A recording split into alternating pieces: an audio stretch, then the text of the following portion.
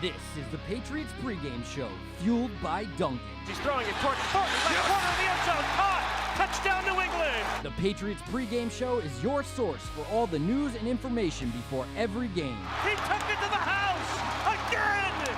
Here we and go! The Patriots take the lead! With Mike Dussault, Paul Perillo, and Tamara Brown. And the Patriots have won their 6th Super Bowl title. Patriots Nation, welcome to the Patriots pregame show, fueled by Duncan. All right, it's the Patriots pregame show, fueled by Duncan. Welcome in, everybody. Excited to have you here tonight on a wonderful Thursday night. I don't know how wonderful it is outside right now. Might be some rain coming down. All right. Okay, right now. All right. All right, that's I good. talk to my peeps. All right, you got sources. I'm hearing things are going to be all right. Inside Actually, the no.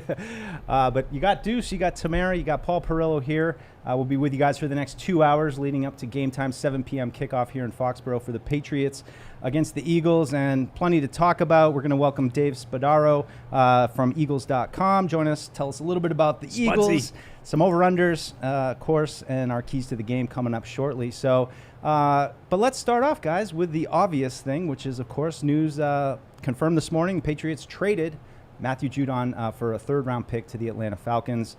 Probably not a huge surprise, Paul. Felt like the writing was a little bit on the wall, but it still was a little jarring just to finally see it happen at this point. Yeah, I mean, I think if you were watching training camp and following the day-to-day, you probably weren't overly surprised. I mean, I think it was probably inevitable that it was going to come to either the Patriots were going to cave and give him the money he was looking for, or a deal was going to come. I think most people felt a deal would eventually come. Here we are. I think a third-round pick is certainly a suitable, I think, a suitable amount of compensation for him. I know some people are disappointed because they felt like Judon would be part of a Brandon Ayuk package, as recently as a week ago. But I think a third-round pick at this stage, if there's a second guess, I would say maybe the timing. If you had done this maybe around the draft, you could have gotten more.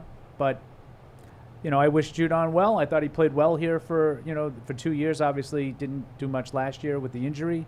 I wish him well. Yeah, Tamara, what did you see, though? Judon, it was kind of tumultuous camp. I mean, he was, coming out, and then we had a little bit of a blow-up. I mean, what was that like from your eyes? It was definitely hard to read because you saw someone who would be at the podium saying this is where he wants to be, he wants to retire here, saying all the right things, but body language and action on the field said otherwise. Obviously, he showed up for some padded practices. He did practice fully in the joint practice versus the Eagles, but overall, it was kind of hot and cold, and you really didn't know how much longer this was going to last. So I agree with the trade. It's going to be sad to miss his energy and what he brought to the locker room and on the field, but I agree with the decision. You have to start stacking stuff for 2025 and got a great asset for it. Yeah, I mean, is it too much to say? I don't think it is, to say that he was kind of the face of the Patriots post-Brady. I mean, I know he wasn't here in 2020, but 2021, I mean, he was kind of the star.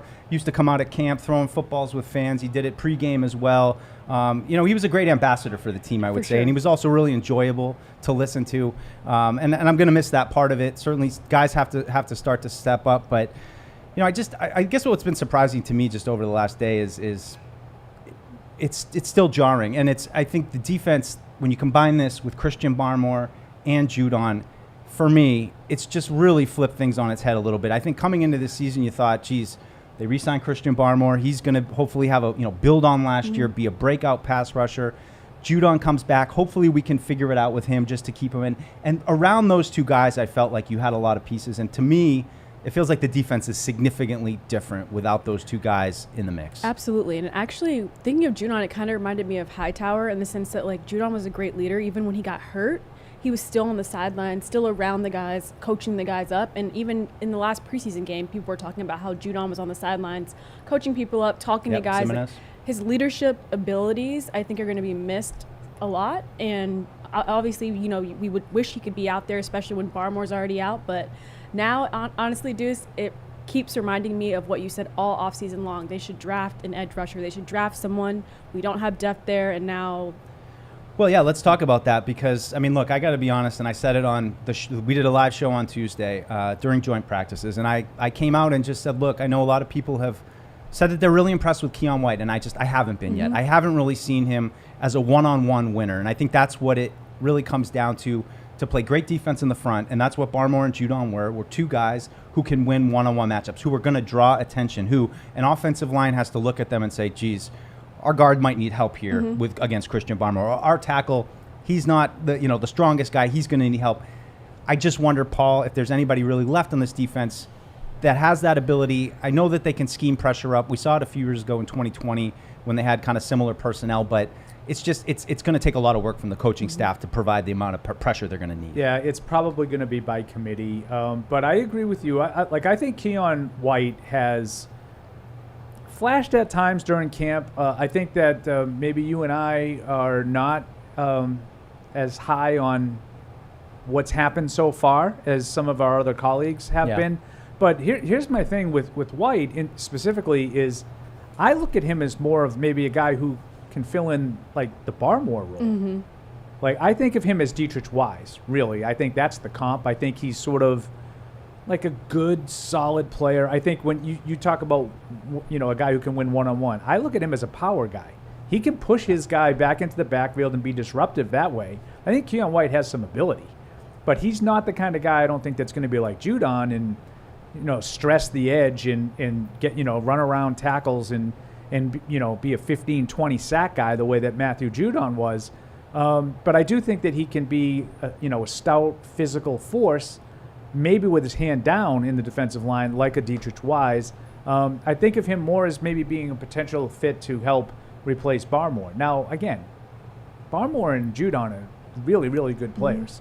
So you're not going to just say, we'll just plug and play, and Daniel Aquale and, Keon White are going to be Barmore, and, Anthony Jennings is going to be he's not going to be. He's not going to be Matthew Judon. I've got my eyes on Oshane Jimenez tonight, just as a potential guy to fill Judon's void. I don't think he's going to be Judon out there immediately, but I feel like they signed him with the idea, like, okay, we see some potential there. He's had a decent summer in preseason, so tonight I'm going to be looking at him to see how he continues to build on that. Yeah, my biggest question is just, is it going to be very specialized in that, all right, early downs, we're going to have Keon White, Anthony Jennings, big, stout dudes off the edges, and when we get to third down, all right, now we get Josh Uche or Jimenez in here to, play with and, get creative. Dietrich Wise, Paul mentioned also, pretty good pass rusher as well. So, they do have some guys. Daniel Aquale, who I just think is under the radar right now. To me, he looks like the guy next to Devon Godshaw that's, gonna step up. But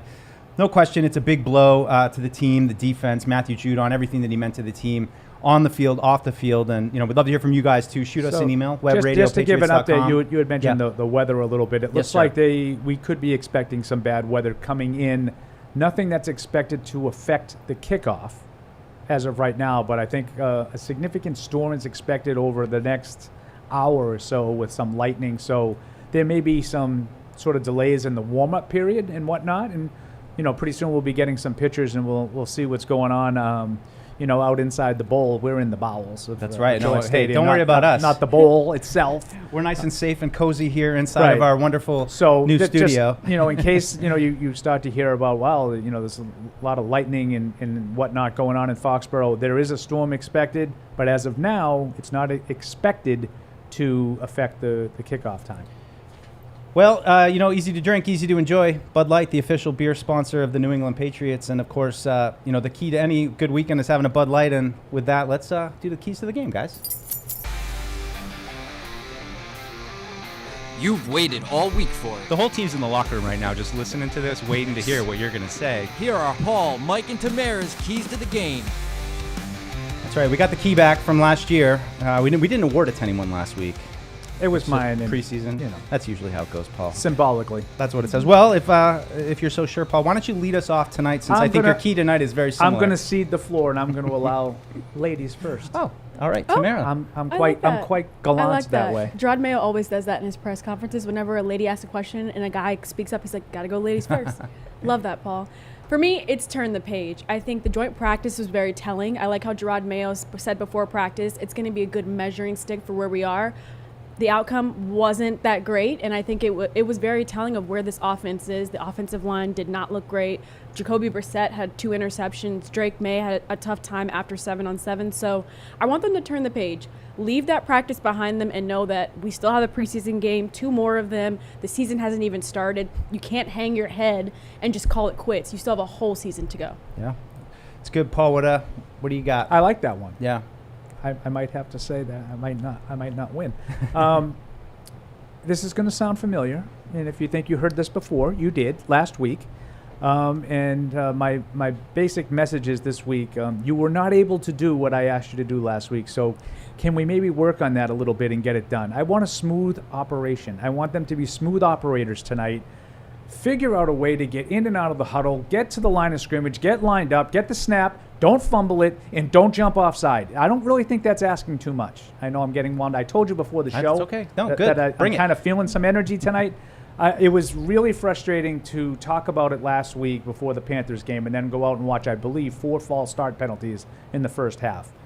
It was way more frustrating to watch joint practices on Tuesday and see a litany of mental errors. They had to rehuddle once. They had what I think would have been numerous delay of game penalties. They had, I think, 6 pre-snap penalties that were actually called by the officials. They had issues with ball security. They had a little jet sweep that they fumbled the ball. They had a fumbled snap. They had a play where Jacoby Brissett actually took the snap, turned and started off into a rollout and got tripped up over his lineman and ended up falling down in the backfield. These are not hard plays, and I know I've said this before, Mike. We always talk about it. I feel like we say the same things all the time. Austin Hooper, do you want to be a cross-country team? Do you want to be a football team? They can spend the whole time running until they figure this out, but it needs to start tonight. You cannot play offense if you're consistently going three yards forward and then 5 yards back. They had so many drives in the first half against Carolina last week where it was, 2nd and 7, and all of a sudden it's 2nd and 13, or, whatever, 2nd and 12. You can't win that way, shooting yourself in the foot consistently, and Gerard Mayo needs to put an end to it now. Yeah.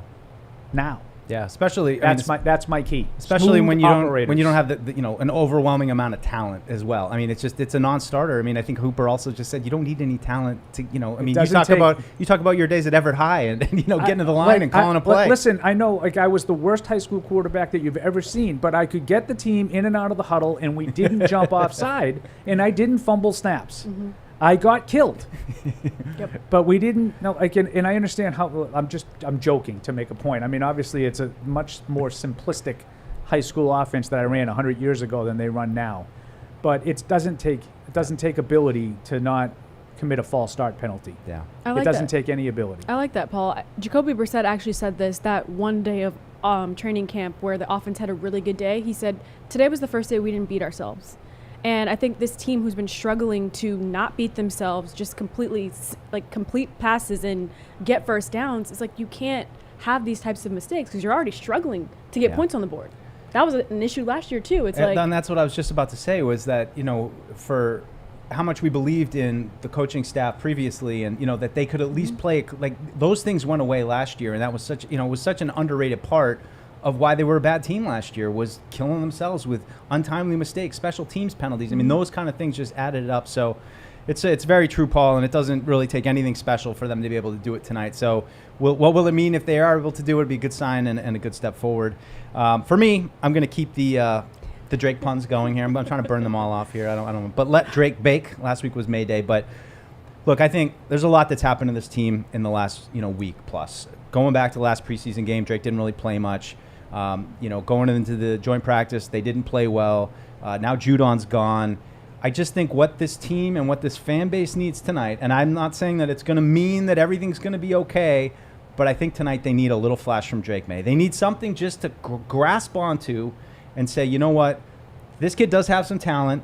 He's not there yet, but we understand at least this part of it, and we're excited for that. Because if he goes out there again and doesn't play a lot, and I know that there's some reports that we'll get into how much he'll play, but if he doesn't go out there and doesn't play a lot, or he hands it off a lot, and it's just, it's all screens and there's, nothing really there. And it's not going to take much. I think it's just going to take, a cursory play that, we're going to overreact to and the fans can overreact to. But I just need to see a little glimpse tonight from Drake Maye. A little bit of the special, maybe a live, gets out on the run, just chucks the ball up, and it's a completion downfield. Just, something that can get the fans a little bit more excited and back on board with Drake Maye. I think it'll go a long way tonight. What's it going to mean in the grand scheme of things? I don't know if it's going to mean anything because it's just a preseason game and there's a long way to go. But I'd just love to see Drake bake a little bit tonight. We'll see. Paul, what was it? Albert Breer, I think, reported. Yeah, I guess from what a lot of people are talking about, the plan tonight is Jacoby Brissett will start, play about a quarter, and then Maye will go in, play the second quarter and into the third. I'm not sure if it'll be the whole third, but into the third, and then I think Joe Milton will finish the game out from there. I like that. And it's funny, my grandma 2 nights ago, she was like, Tamara, when are they going to let Drake Maye play more? And then I was like, the fact that my grandma is asking me this is crazy. So tell grandma she's 1,000% correct. And not only that, I would say he should be starting. Mm-hmm. He should be starting this game and playing, I think, the entire first half. And I would like to see him go out there and start the game with, whatever they deem right now to be their first unit. I'm totally with grandma. Mm-hmm. Yeah. I mean, it makes sense. I'm grandpa, so it makes sense. I said this to myself. I was like, how does she even know who that is? Oh, I know. What's going on? She's like, Tamara, I can read. I'm like, okay. Well, she's she's invested in your career, yes, and she's trying tuned in now. I'm sure she's listening. So she's giving hot takes. Grandma. We love it. Call in, Grandma. 855-PATS-500. Tell us how much Drake Maye you want to see tonight. So that's the keys. And Paul, I don't know if you're with me, but I think this goes to Tamara tonight because I think hers embodies kind of everything that you and I were saying. Turn the page from sloppiness, turn the page from not really giving Drake Maye any action. I'm going to give Tamara the inaugural 2024 what is it, unburrowed? What do you call that when they actually make? It's a key to nothing. Oh yeah. It's simply just a key that Hardy picked up. Unetched. That's a good one. There we go. Pomp and circumstance here on the Patriots pregame show. What I really liked about Tamara's key was because I do think Tuesday was relevant. Mm-hmm. Yeah. It was. You only had one joint practice. Some teams do 2 different sessions with different teams. Some teams do 2 sessions with the same team. So 4 altogether. Patriots chose to do 1. So they only had one chance to make a good impression. And really, especially offensively, defensively wasn't terrible, but offensively it was a train wreck. I want to drill down on that a little bit, Paul, because we've seen the same offensive line configuration for a while now, a couple weeks. I mean, they've had Vidarian Lowe, Sidy Sow, David Andrews, Michael Onwenu, Chuks Okorafor. It hasn't looked great. And you know who one of the bigger problems was Tuesday? Was Onwenu. He really struggled. Which we can't even think about yet because you it's like can't of all have, listen. This is like the Christian Gonzalez thing I brought up during the show when we did the live show. Like you can't have a world where you're not convinced that interior 3 is going to be okay. The interior 3 was not okay on Tuesday. No. It wasn't just the tackles. And even so, going back to last game, just was a little all over the place, looked a little overwhelmed at times. I thought David Andrews was the only guy that looked like his normal self on Tuesday. My question is, and we saw time early in camp when Caden Wallace was at left tackle initially. We've seen other guys. I think they got to change it up. I think you got to start messing around a little bit with it. I mean, Tamara, I think you said it on one of the first shows where it was like, I'd love to just settle on a line. And I was on board with that, but it's like, but this line isn't doing the job, guys. And I think Caden Wallace is the key because. Well, the only thing is what was worse, the first line or the second line. I know. Yeah. And right. Drake Maye really had no chance. And that's what it comes down to. I have no reason to believe in Caden Wallace based on what we've seen other than he's still a rookie and there's maybe still something there, but it's hard to have faith. We saw Vidarian Lowe last year. We've seen Calvin Anderson play in the league for a while. Chuks Okorafor has been here. I would say, yes, he played in Pittsburgh. To me, he's been standard, average. I mean, that to me. So I just think if there's any chance over these last couple of weeks that Caden Wallace can emerge at either spot, and I might be, hoping against hope that he could become a left tackle all of a sudden. But him and Layden Robinson. I definitely don't like hearing from, the head coach. We're still under construction at offensive line. And by the 3rd preseason game, we hope to figure out who that best 5 is. I would like to figure that out by the end of tonight. Like, I don't want to wait until the end of the 3rd preseason game versus the Commanders when who knows who they're going to be playing at that point. It doesn't matter. I want to find out today. And versus waiting something to keep 2 an eye weeks. on tonight. It's going to be Jacoby Brissett by, according to reports. Be interesting to see if he goes with the same guys that we've seen now for probably a full week. Oh, yeah. Maybe a little bit more. Yeah. Maybe 8 or 9 days. Yeah. It'd be interesting if he goes back with, I like that, Andrews, ONU, and Okorafor, or if he decides to maybe mix it up with one or both of those rookies. I think Layden Robinson has been pretty good at the left guard spot. Maybe with the a look second for group. City, right? Maybe he gets in there. Is there any thought that potentially Onwenu could be moved back to tackle? I think there is. Yeah, and I think there was some, discussion of that too. It still doesn't solve the problems of left tackle, and I think, Okorafor, you're just hoping, and I wonder if some of what they've done with him is they've realized that he's the only one who looks like he can just reach like an NFL baseline, which, even then might be a little bit of a stretch to this point because he has been kind of banged up. I thought we would have come out maybe Sunday and that we would have had a new operator. Just let's give some other guys a look. And it's hard for me to see kind of a jump from joint practice 2 days ago to here we come in a game. And, guys, now's the time to switch it up. I would think it would happen in practice or, but going back and looking at last week's game, it was rough. I mean, those tackles, it's a little scary. I know I'm the guy who's like, I'm not going to worry about it. I'm worried about it. I'm definitely worried about it. I know I'm worried about everything all the time, but I told you to worry about it. I know. I come in ebbs and flows. I was trying to project confidence, but it's hard to when you see the tape. And I try to give a little bit of a benefit of the doubt early in training camp when you get going and you don't really know. And it's look, let's let the team come to me. I'm not going to come in here flying with hot takes, and I want to see it develop. But when I see it, kind of going back to what I said with Keon White, like I want Keon White to be awesome. In a perfect world. I think what's disappointing to me, guys, is that I think if you told me Caden Wallace, they took him 68th overall in the third round, if he can't crack the starting lineup at either spot, it's a really hard position to be in when you take a tackle at third round with how much you needed it. I mean, that was a convince of, we're going to try to play him left tackle. He's the only one I have kind of some hope that maybe if he's able to play right tackle, that maybe you're able to move Okorafor back to the left side, and then maybe things can stabilize a little bit, but still going in with this same five, I don't have a lot of confidence that it's all of a sudden going to start clicking and looking better. I think they need to be shook up a little bit. I think you have a right to worry, Mike, especially if that's going to be the reason why you're not going to see more snaps from Drake Maye. If the offensive line is going to hold back Drake Maye's development, then you have a lot to worry about, because at the end of the day, like, if he's the quarterback of the future, how are you going to get him ready if you don't have an offensive line to protect him first? So I don't know if there's a way to get one in a trade or anything right now, or what they can do to potentially help him be able to get more snaps this season, but they have to figure out something. It seems hard. We'll see what they got tonight, and certainly everybody will get some snaps. And love to hear from you guys, 2855-PATS500. Give us a call. Shoot us an email, webradio@patriots.com. We're going to welcome Dave Spadaro at 5:40.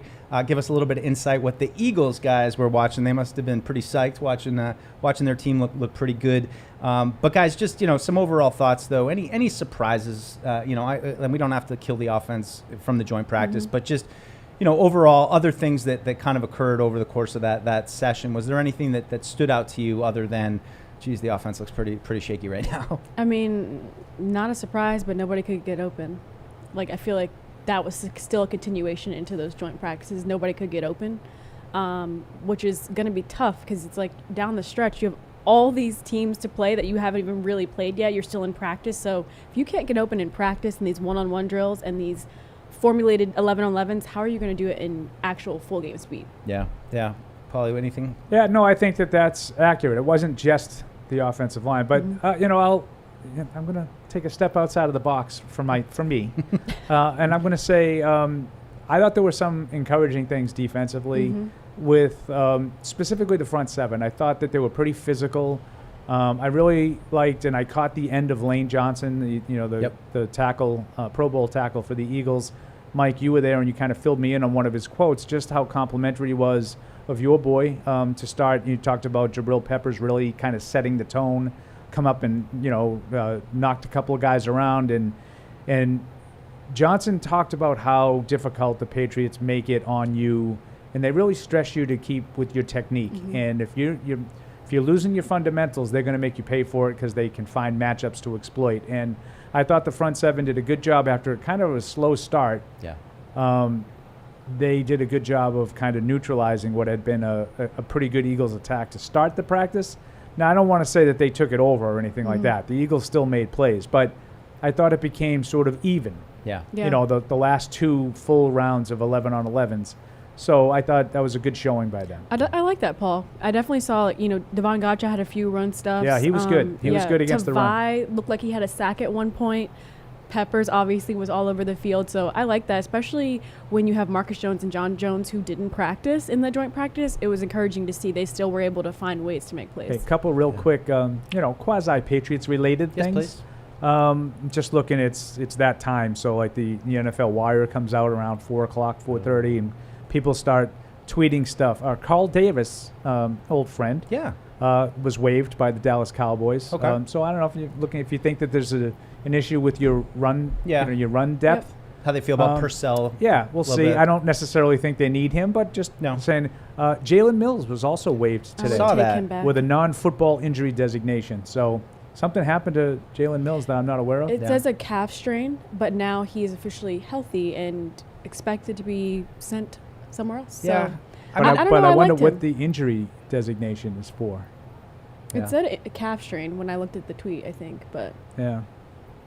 I don't know. I mean, I like Jalen I wouldn't Mills. be totally opposed to it. I think it just depends on how they feel like the Marco Wilsons and the Alex Austins of the world are doing. I mean, I feel like he's transitioning more towards that hybrid safety kind of role where, He didn't play a ton last year. Jalen Hawkins, I mean, he knows the system. He's a pretty physical guy. I think really right now my concern is you got to either be a pure cornerback, outside cornerback, or a real slot cornerback, and I think he's kind of past those days. But interesting. I don't think they need Carl Davis. But going back real quick, just to Peppers and Gotcha, I listened to their interviews a little late because we were doing the radio show. I just thought those guys are stepping up as leaders, and the way that Gotcha talked about taking some of the younger players under his wing, whether it was Jeremiah Farms who had a great game and was really really praised by everybody. It seemed like both of them they're starting to talk, and which now with Judon gone, they need that, and I think that Peppers is one guy, and he's never been shy, but he's a really fun guy to listen to. I mean, I know I'm biased. I'm a big Peppers fan, but I love some of his quotes. He's got a lot of these like little Mr. Miyagi quotes in his back. I don't want to make you pocket, jealous, but we got a chance to talk to him. Oh, really? On Wednesday for the TV. Did you enjoy? TV I mean, game. he's just a fun guy. I will Absolutely. say He plays with an old school edge, and I think on a defense that right now is going to go through some transition, you need some guys who are tone setters and who play a little bit with an edge. And Peppers talked about his maturity, and he's like, man, I gotten thrown out a lot of these practices when I was I younger, saw that. and I was telling these guys, this is how you have to approach it, and so. I don't know. I like those guys. I think they need to step up. They need to emerge as leaders, and they really need to, just steady the ship on the defensive side of the ball now without Judon, who was really kind of the emotional leader, at least in the forward-facing kind of way. I like how you bring up their leadership because I actually have Peppers on my list of sleeper candidates for being a captain this year. Yeah. I'm interested to see, I don't think it's going to be the same group of guys as captains this year, and I have Peppers as a guy. John Jones too. John Jones and Peppers as guys who I think are going to be captains, but we'll see. Yeah, I think so. All right, should we go up on? I can't argue because I don't know who the captains are generally. I don't, No, like to me. David Andrews. David Andrews. It's going to be weird not having Slater as a captain. Oh. It's going to be weird. I think it's going to be different this year. It's definitely going to be different here. There's no question about that. And let's jump over to the phones, though. And Patty's been holding on for a while. Patty, you usually kick us off here on the pregame show. Thanks for calling in. Not a problem, everyone. I agree. Tamara won today. And Paul, you have points for letting ladies go first. But I still think she won. And Paul, you definitely won last week, too. Mm-hmm. So I wanted to bring up something that I brought up to the Catch-22 guys, Evan and Alex. And I wanted to get your guys' take on it. Now, I've been on record with Fred saying that Drake Maye should start week 1. And I listened to the whole joint practice podcast live, and now I'm sort of walking that take back. And I might be with the majority of Patriots fans now that have been saying don't let the guy start week 1. Maybe let him sit for the whole year, because my fear is I don't want him to become a Zach Wilson, or maybe a better example would be like a David Carr. I know the line's not going to be good this year. And the one thing that I don't want, our number 3 overall pick, the guy that they selected to be the next franchise, is to just start developing bad habits like Mac Jones or like David Carr did, or to get rattled and just become a shell of like what we thought he could be.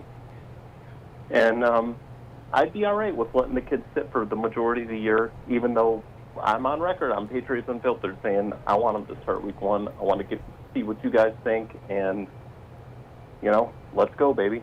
Thanks, Patty. Yeah, I mean,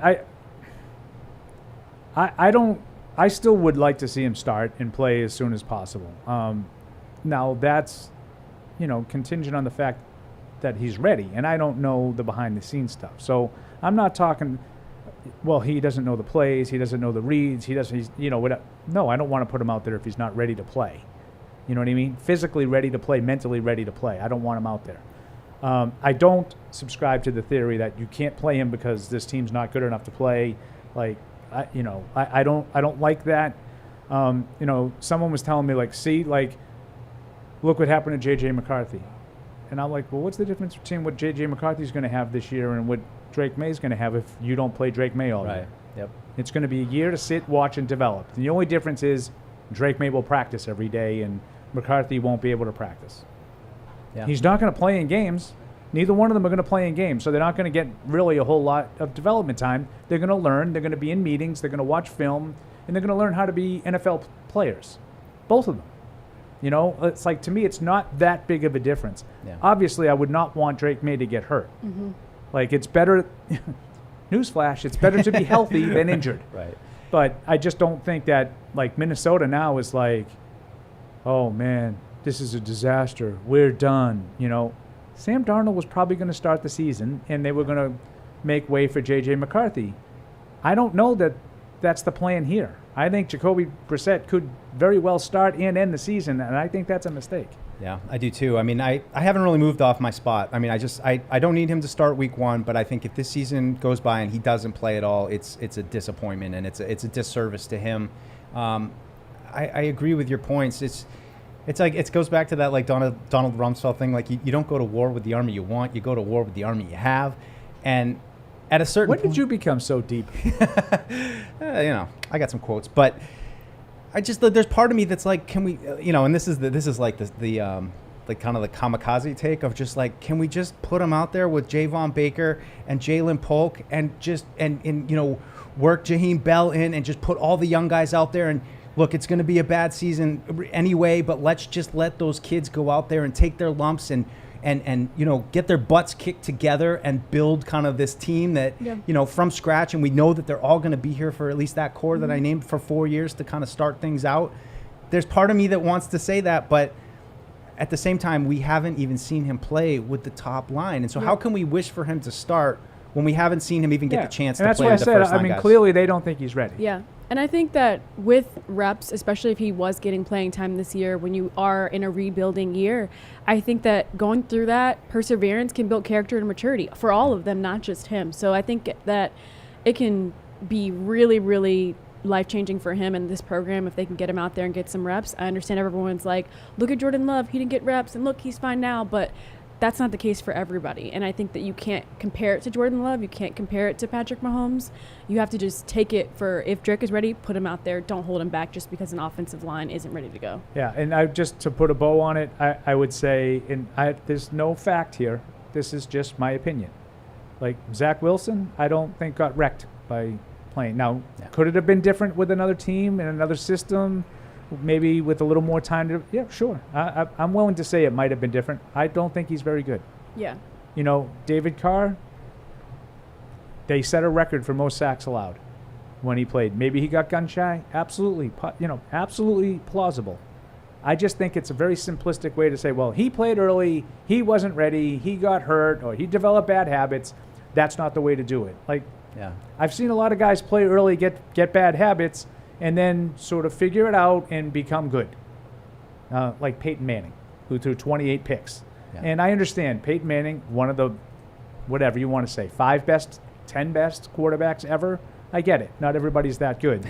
I feel like if you have the ability, it will eventually shine. Yeah, Paul, I thought about you. It's I don't know what it means, but it's just funny to see in Denver, Jarrett Stidham, former Patriots backup, competing against Zach Wilson, who, it was kind of a question between like, all right, do we stick with Jarrett Stidham at this point, then we're going to get Drake Maye, but now like the guy who went third overall, what Zach Wilson went to the Jets? I believe like, so, yeah. You know what I mean? It's just like he was two. 2 overall. Yeah. It's funny in context to look back and be like, like, oh my gosh, imagine now, like we could have had Zach Wilson. Like I don't know what it all means. It's just funny to see those guys all lined up. It's easy to do that. I'm not picking on Patty, because we all do it, but it's easy to say if this didn't happen, this would have happened.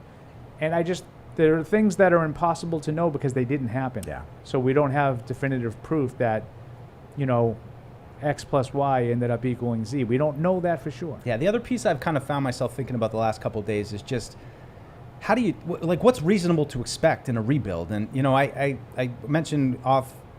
Before we went on the show, kind of 2020, which felt like not the same year, but you were in the wake of Brady. You're ruining my notes. It was my take anyway. I know, I stole it. But no one's listening anyway, Paul. But 2020, you're going through a little bit of a transition, and we see kind of how Bill approached it. And Bill went with get the veteran quarterback, spend a lot in free agent. He didn't have a lot of young guys to kind of pull up. This time around, you're seeing a kind of a different approach. Just what are your thoughts? Interesting to hear him with your boy Pat McAfee, who thankfully did not make fun of me this week like he did last year. Interesting to hear him talk about, you get young quarterbacks, you got to play them. Yeah. And he's not necessarily saying you have to play them right away in the regular season. Yeah. He's saying you got to get them some work in training camp. But that to me, like, if Gerard Mayo and the staff have decided that they don't think he's ready to play week 1 or even in 2024, I can accept that. I can't accept 6 snaps in the first game, and I'm not really thrilled with him not playing until the second quarter tonight, after which I am assuming a lot of frontline guys are no longer going to be playing. Yeah. I don't think that makes I don't think that puts Drake Maye in a position to develop as quickly as he could. Yeah. And I don't think that we should wait for Jacoby Brissett to get hurt or for the season to be down the drain for you to put Drake Maye in. I feel like looking back at Josh Allen's rookie season, who everyone likes to compare Drake Maye to Josh Allen, he had 12 interceptions in 12 games. And, he learned from it. He's grown from it. Obviously, they still haven't won a Super Bowl or anything, so we can't go that far. But he's still a great quarterback, one of the best in this league. So I think that comes from putting him out there. He played 12 games his rookie season. I would love to see Drake Maye play 12 games this season. I think it could do dividends for how he plays next year. Yeah, it was just, I think back of that season of, watching Cam Newton play and, it's just kind of a lamed up quarterback, and he's probably not going to be the future, and I feel like that's going to be the similar situation with Jacoby, and everyone's just going to kind of be chomping at the bit to get the kid in there, and I just it's hard to see how it's all going to unfold, especially if the offense is having a tough time and Jacoby's taking a lot of pressure, and but to Paul's point, you got to find out at some point, and if you sit on him this whole first year, I can't go into next year being like I have no idea what we have with Drake Maye again. No, you need to know. All right, let's jump back because Ray down in Atlanta, he's got a Drake Maye question as well. Hey, Ray. Hey, how's it going, guys? Good. Thanks for calling What's up? Hey, calling once again. And I can't wait to see the talk of the town. I can't wait to see what Drake Maye is made of, because like Paul said, I think a week back, if I'm correct, that this is football. Whether you are a rookie or a vet, this is football, and we need to stop treating him like a kid on the field. He has to go through stuff just like anybody else. It's illogical to wish that he'll get hurt. We don't want that, but we want him to play ball, and we should not treat him like a kid on the field. He's gonna learn to take the snaps. He's gonna learn to avoid certain things and work on his technique. And we're going to see what he's made of starting tonight, and everybody should get their fair chance being on the field, whether you're a vet or whether you're a rookie. See what you got, work on your mistakes, watch the film, as they always say, and then we'll sum it up, with this game and other games to come. But we have to put them on the field, let them get more shot at, throwing dimes or passes or run it or whatever. But we got to see what he's made of. Stop putting stop putting all the bubble and protection around him. Just let him rock, as we say. Let him rock. I agree, Ray. What he got. I would just say, Thanks, Ray. You're not going to find any of that stuff out tonight or in any preseason game, but in order for him to be ready to see what he's made of when it counts, he needs reps. He needs to develop. He needs time to practice. Yeah. And I would sort of question the plan so far. I don't believe they've done enough to get him possibly to where he's ready to play in a regular season game. Like, people say, like, well, he's further behind than we thought. Well, how would we know? He doesn't get enough time to tell me if he's further ahead, behind, or right where he should be. Right, and that goes back to the thing of we kind of all want to see him get some frontline reps. I mean, I think that's just, that's the next step of getting him in there, really feeling like he's got a chance, hopefully, as good as it's going to get with this team. So I struggle to imagine how it can be beneficial to Drake Maye to sit the whole season. Can I ask one more question, though? A lot of people talk about the Mike, Packer you're the host. way. You can ask a lot of questions. I'm going to do it. A lot of people talk about the Packer way, and I don't know if the comparison of like, well, Aaron Rodgers sat behind Brett Favre. I mean, both examples are Hall of Fame quarterbacks that you already had, and so are we so sure that this is part of the Packer way that they demand that a guy sit, or was it just in the two examples that everybody names, they had Hall of Fame guys and they drafted, had a guy highly drafted sitting behind them? That's, to me, it's B, to answer your question, and I've said this a million times. It's also really easy to develop the guy who's waiting, because the guy who is already in place doesn't need all the work. Mm-hmm. Jacoby Brissett is coming to a new team with new teammates. Yes, I understand he has some, experience in this system, but that was from a few years ago. Yeah. So he needs to play to get ready to play in the regular season. So you don't have the same luxury that the Packers did, say, when Mike Holmgren had Brett Favre, right, and whoever was the coach then. I don't even remember. Was it Mike McCarthy, I guess, when Aaron Rodgers was replacing Brett Favre? Yep. Like, Brett Favre doesn't need to play in training camp and preseason. He's in the league for 15 years. He's like 3-time MVP. He doesn't need those reps. Jacoby Brissett does. That's a hard needle to thread. I like that. Like, if Tom Brady was here right now and then it was Tom Brady and Drake Maye, absolutely. Tom Brady doesn't need all those reps. Let Drake Maye go out there and figure it out. Let Drake bake. That's what I'm talking about. We can't say it again after this show, though. I'm just saying I've burned that one. Let's go over to New York. Ron, disappointed after joint practices. Hey, Ron. Hey, guys. Thank you for taking the call. First of all, quick question before I get to my point. Is there a reason why they put the defensive scrimmage towards the fans? Was that to hide the offense? Yeah, we got a lot of complaints about that. I was watching through the defensive reps to see what's going on over there, and I kept telling my son, I think they're doing that on purpose because they want to hear the cheers and jeers from the audience with the limited positive plays that came from the defensive side. But all joking aside, I understand everybody wants to see Drake Maye and get the reps, but the reps that I'm talking about that I can't fathom what's going on there in Foxborough is Fedarian Lowe is not an NFL left tackle. I've seen enough to know. How could these coaches not have seen enough to know? And Antonio Mafia at center, listen, I need to go down before that guy's taking snaps in an actual game. It's catastrophic to see that it's an adventure if the ball is going to get back to the quarterback, and he's got to look down to watch the ball. To he is the third center. Timing is everything in this offense. And again, I push back and say that, look, we only need a stopgap left tackle. We don't need the franchise guy. Now, we're going to take that early next year, or we're going to sign or trade for it, but it's not going to happen now. Can I just ask a question, Ron? Yeah. I don't disagree with anything you've said, but do you know a left tackle that's on the roster right now that's better than Fedarian Lowe? Listen, I would risk that the unknown of Caden Wallace or the limited footage of Chucks is better than what I've watched of Fedarian Lowe. Chooks was not better than Fedarian Lowe last week playing right tackle. I'll tell you that. I mean, I can only go off of what they've actually done on the field. Caden Wallace struggled last week, and Chooks Okorafor was flat out bad last week. Now, I'm going to give Okorafor a little bit of a pass because he missed like 3 days of practice in a row before the game. Yeah. But he was very hard on himself for his performance, not up to speed. He was not good in that game. Fedarian Lowe was okay in the game last week.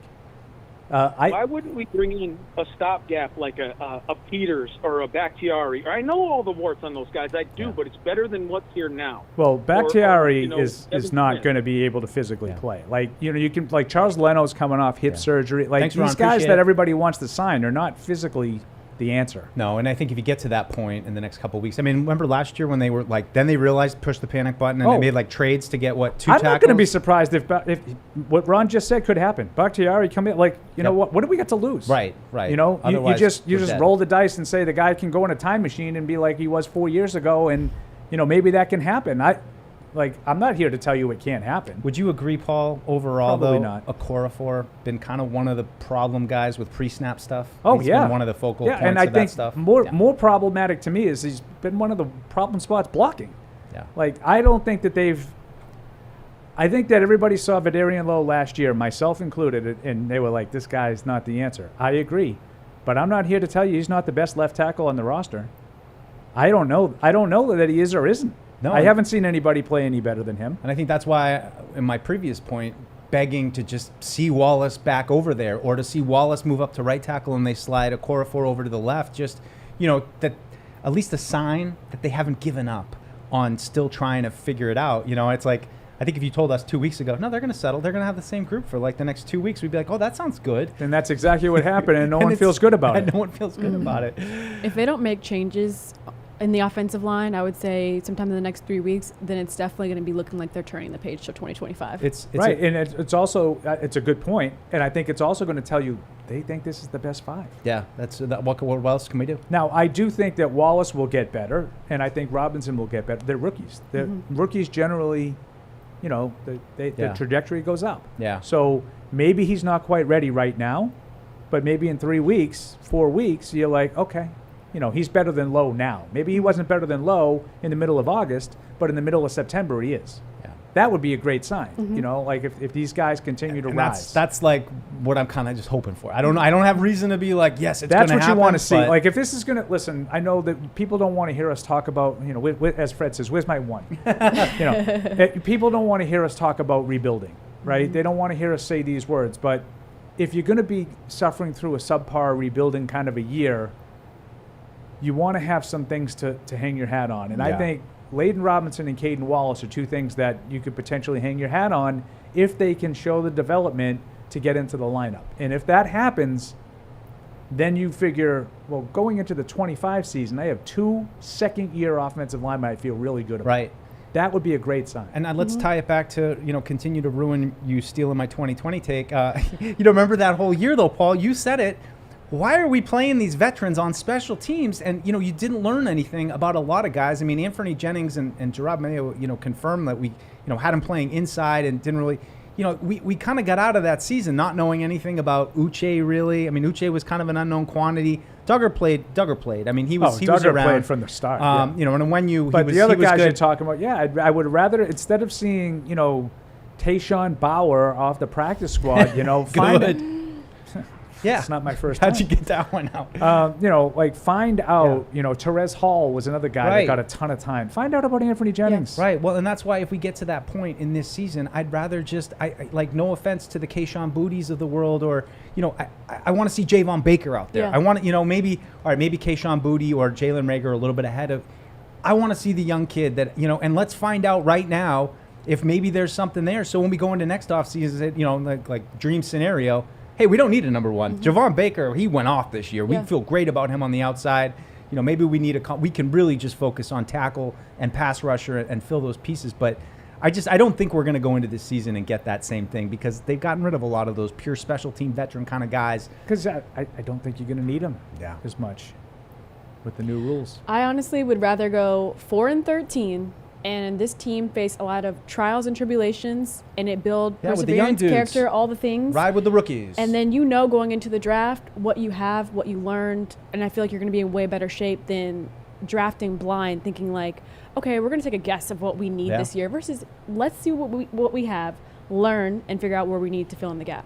Let's grab Brent out in Reno, Nevada. Hey, Brent, thanks for calling in. Hey, guys.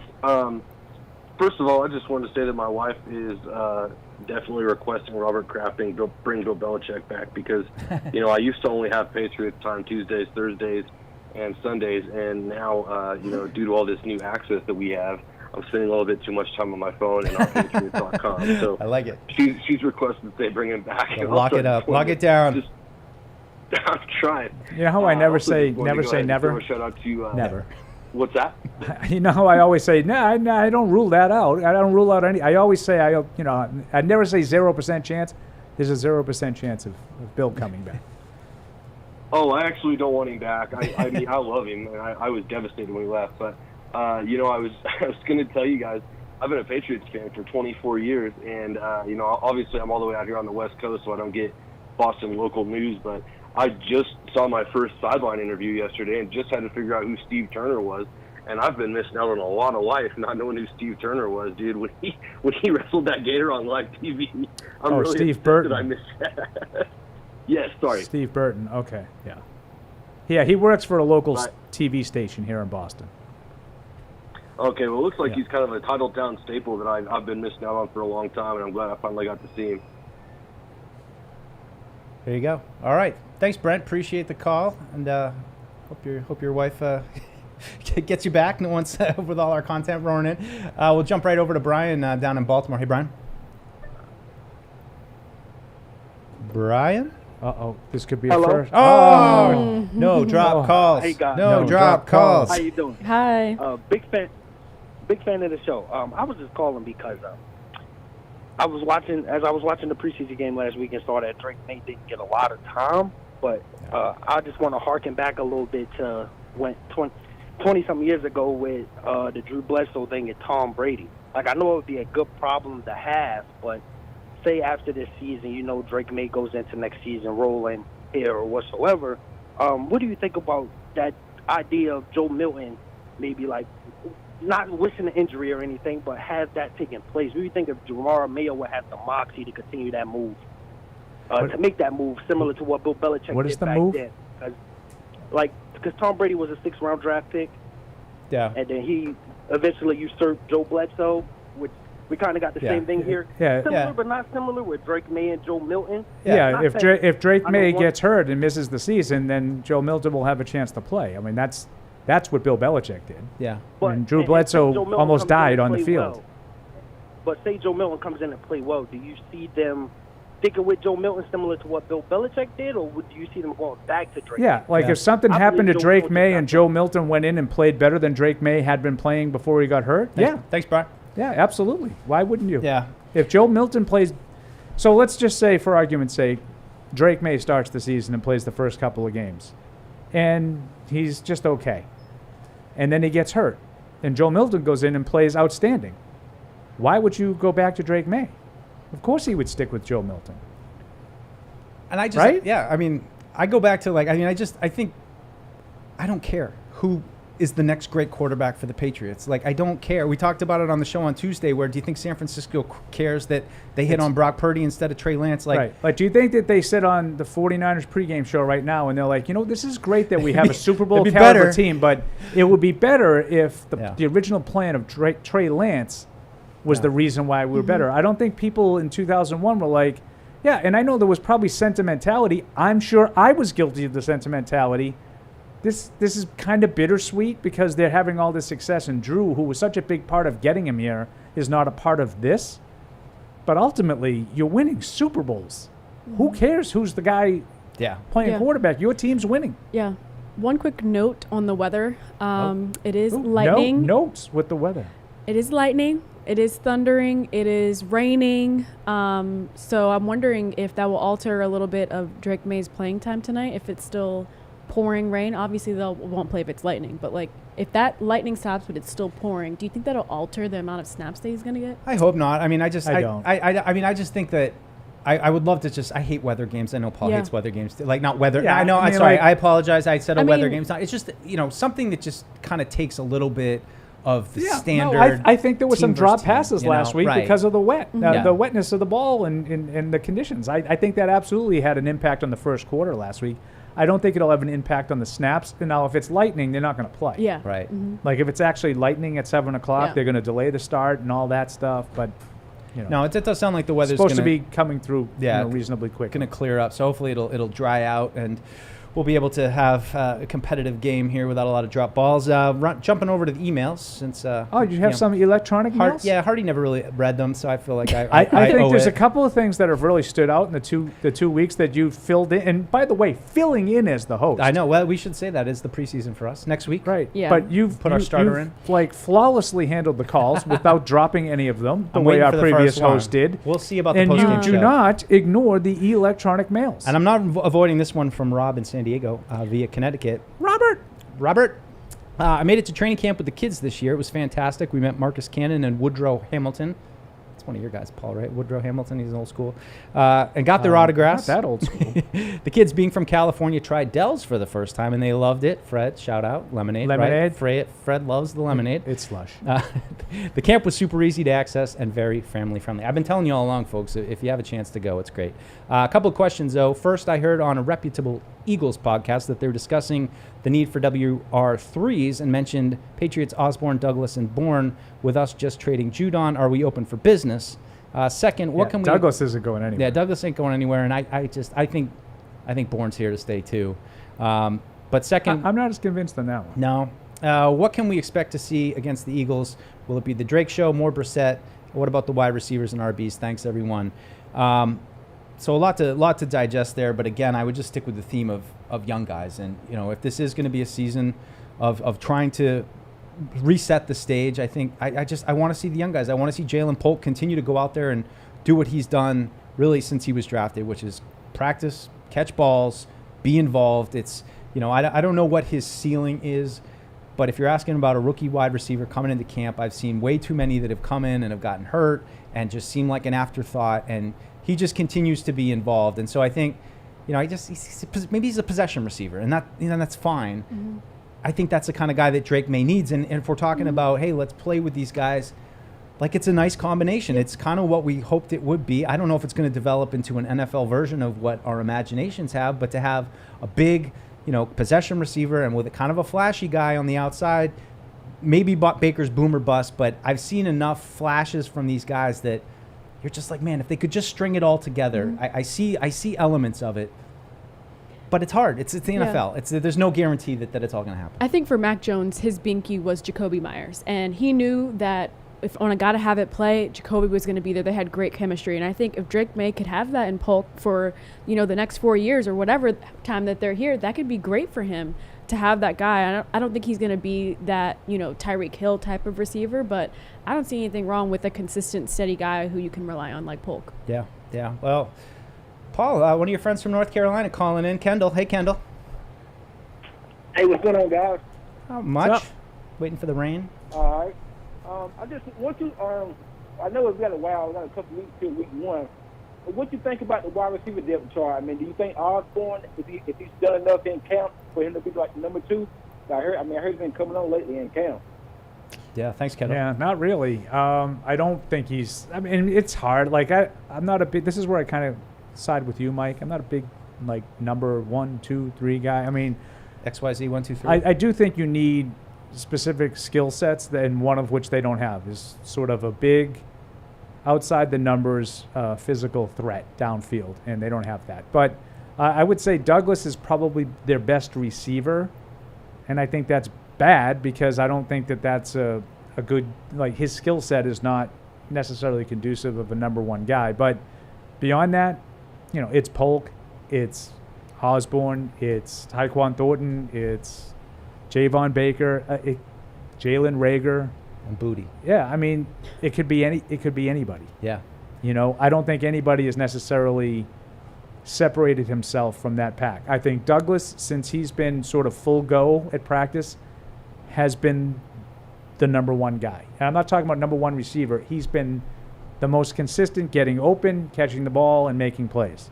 The rest of them all have their moments of sort of up and down play. Mm-hmm. I would say that you're right about Polk. I think he is extremely consistent. I just don't think his highs have been all that high. Mm-hmm.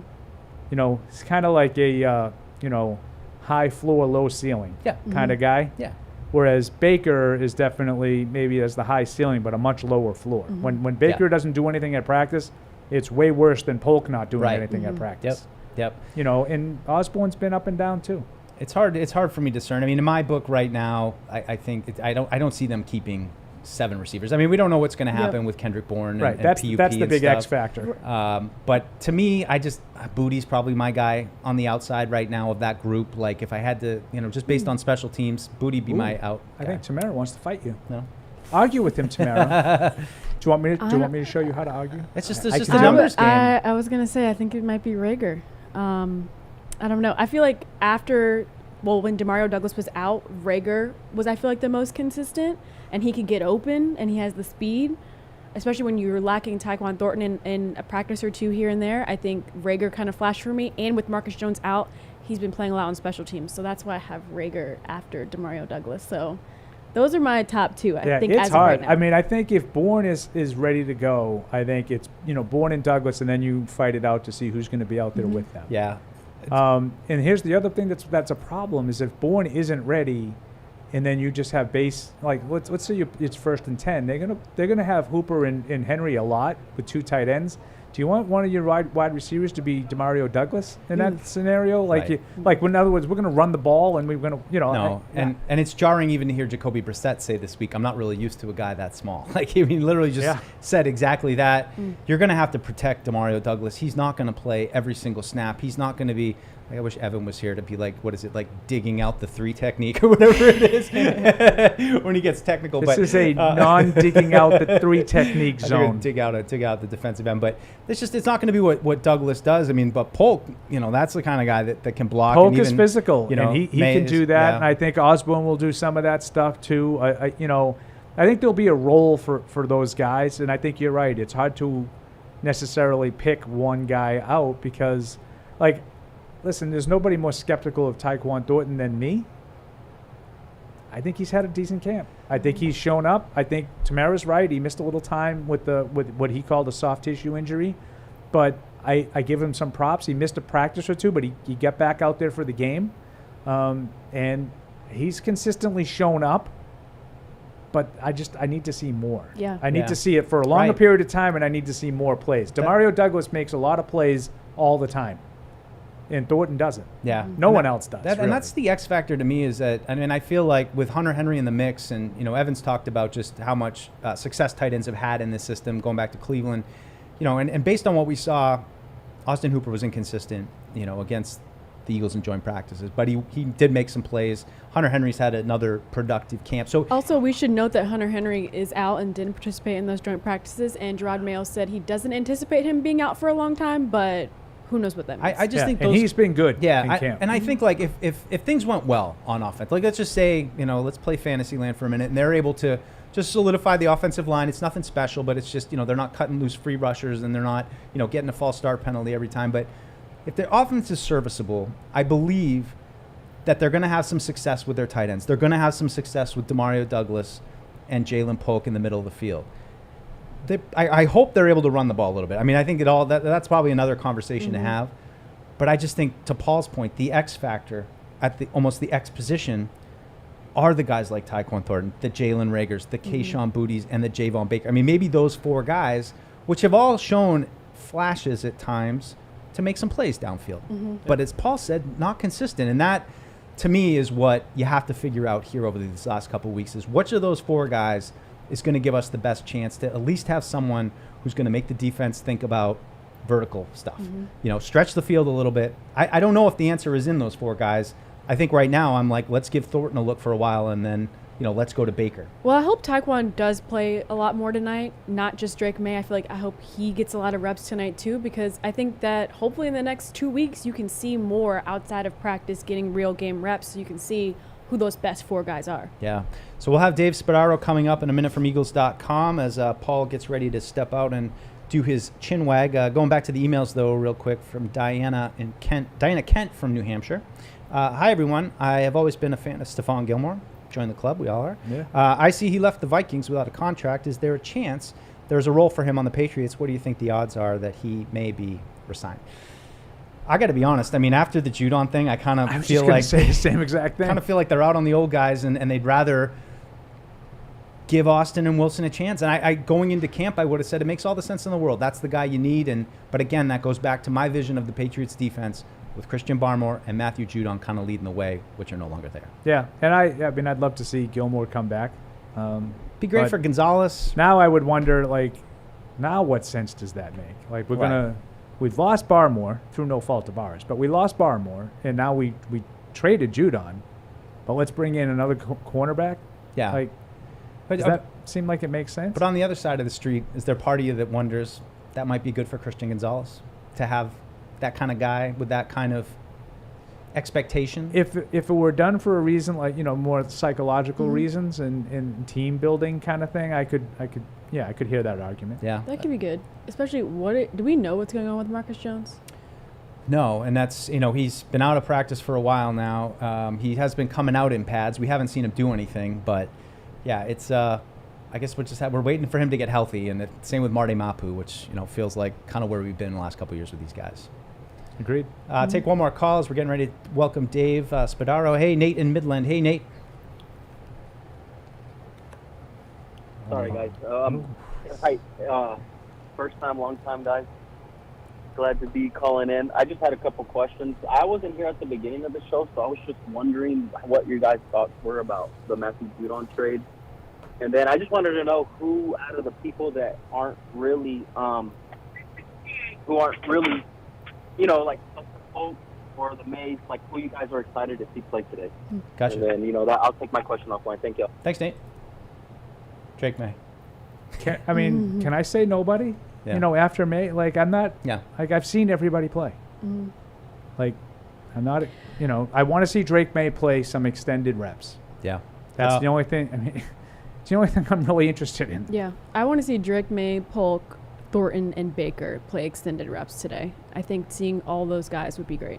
All right, we're going to take a quick break. The Patriots pregame show is brought to you by DraftKings. Stay tuned because you'll hear more about DraftKings and all it has to offer throughout the show. DraftKings, the crown is yours. You've got to watch your NFL team every Sunday, and Verizon's got you covered for all your team's out-of-market games every Sunday afternoon. Come on! From kickoff to sign-off, from first downs and touchdowns to turnovers and overturned plays. After review, the pass was incomplete. Nice! Let's go! This season, win every Sunday with Verizon. Get a great deal on NFL Sunday Ticket from YouTube and YouTube TV and a new phone. Excludes digital-only games. Terms and embargoes apply. Without good blocking, your team's not going anywhere. Cisco blocks cyber attacks for customers around the world, including the entire Fortune 100 and the NFL. Because when the game is on the line, and it's always on the line, the NFL relies on Cisco. It ain't my dad's razor, Dad. Hey, watch it. It's from Gillette Labs. This green bar releases trapped hairs from my face. Game changer. While the Flex Disc contours to it, so the 5 blades can get virtually every hair in one stroke. For the ultimate Gillette shaving experience. The best a man can get is Gillette Labs.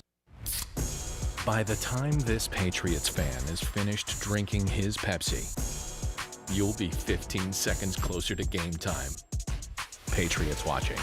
Better with Pepsi. Without good blocking, your team's not going anywhere. Cisco blocks cyber attacks for customers around the world, including the entire Fortune 100 and the NFL. Because when the game is on the line, and it's always on the line, the NFL relies on Cisco. It ain't my dad's razor, Dad. Hey, watch it. It's from Gillette Labs. This green bar releases trapped hairs from my face. Game changer. While the Flex Disc contours to it, so the 5 blades can get virtually every hair in one stroke. For the ultimate Gillette shaving experience. The best a man can get is Gillette Labs. By the time this Patriots fan is finished drinking his Pepsi, you'll be 15 seconds closer to game time. Patriots watching. Better with Pepsi.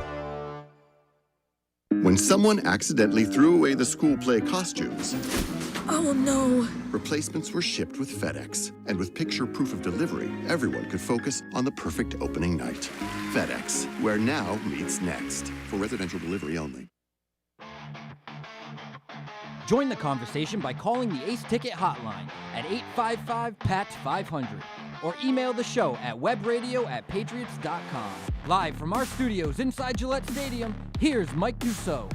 Hey, Patriots fans, it's always game on with Dunkin', which is why grabbing a coffee is the most important game day ritual, because the best call for football is Dunkin', the official coffee of the New England Patriots. America runs on Dunkin'. Of course, we're running on Dunkin' here today, as you can see, and we're excited now to be joined by Dave Spadaro, I guess our counterpart at Eagles.com, yes. I would say. You can find him at Eagles Insider, at Dave Spadaro. And Dave, just want to start off with the joint practice. Always a lot of fun in the summer. Yeah. I always love getting to watch the joint practice. There's been a lot of lamentations around here about the Patriots' performance, but from your Eagles perspective, what did you think of that day of practice? Well, first, let me say kudos to the Patriots for doing a great job. The presentation was awesome, engaging the fans as you do.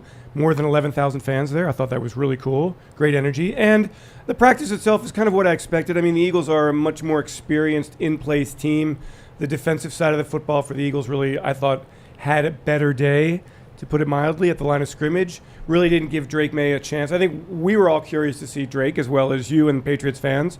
So I thought the Eagles defense had a really good day, and it was a good matchup with the Eagles offense and the Patriots defense. So, I mean, there were so many things to watch. And one of the things that I really watched a lot of, because we don't see it in preseason games, was the way that they are approaching kickoffs. And both teams, kind of for the first time that I've seen in practice, experimented with some things, and nobody had an answer in the return game.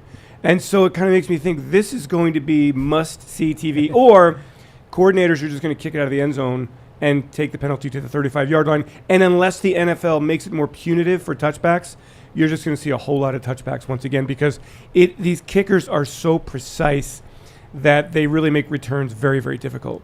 But from an Eagles standpoint, it's exactly what I think the team wanted, and good work, and they got it out of the way. 2.5 hours of good practice against a good team. Yeah, Tamara, hold on. You got to let me. I got to ask you real quick. Jalen Carter and Jordan Davis. I think I'm going to kidnap one or both of those guys.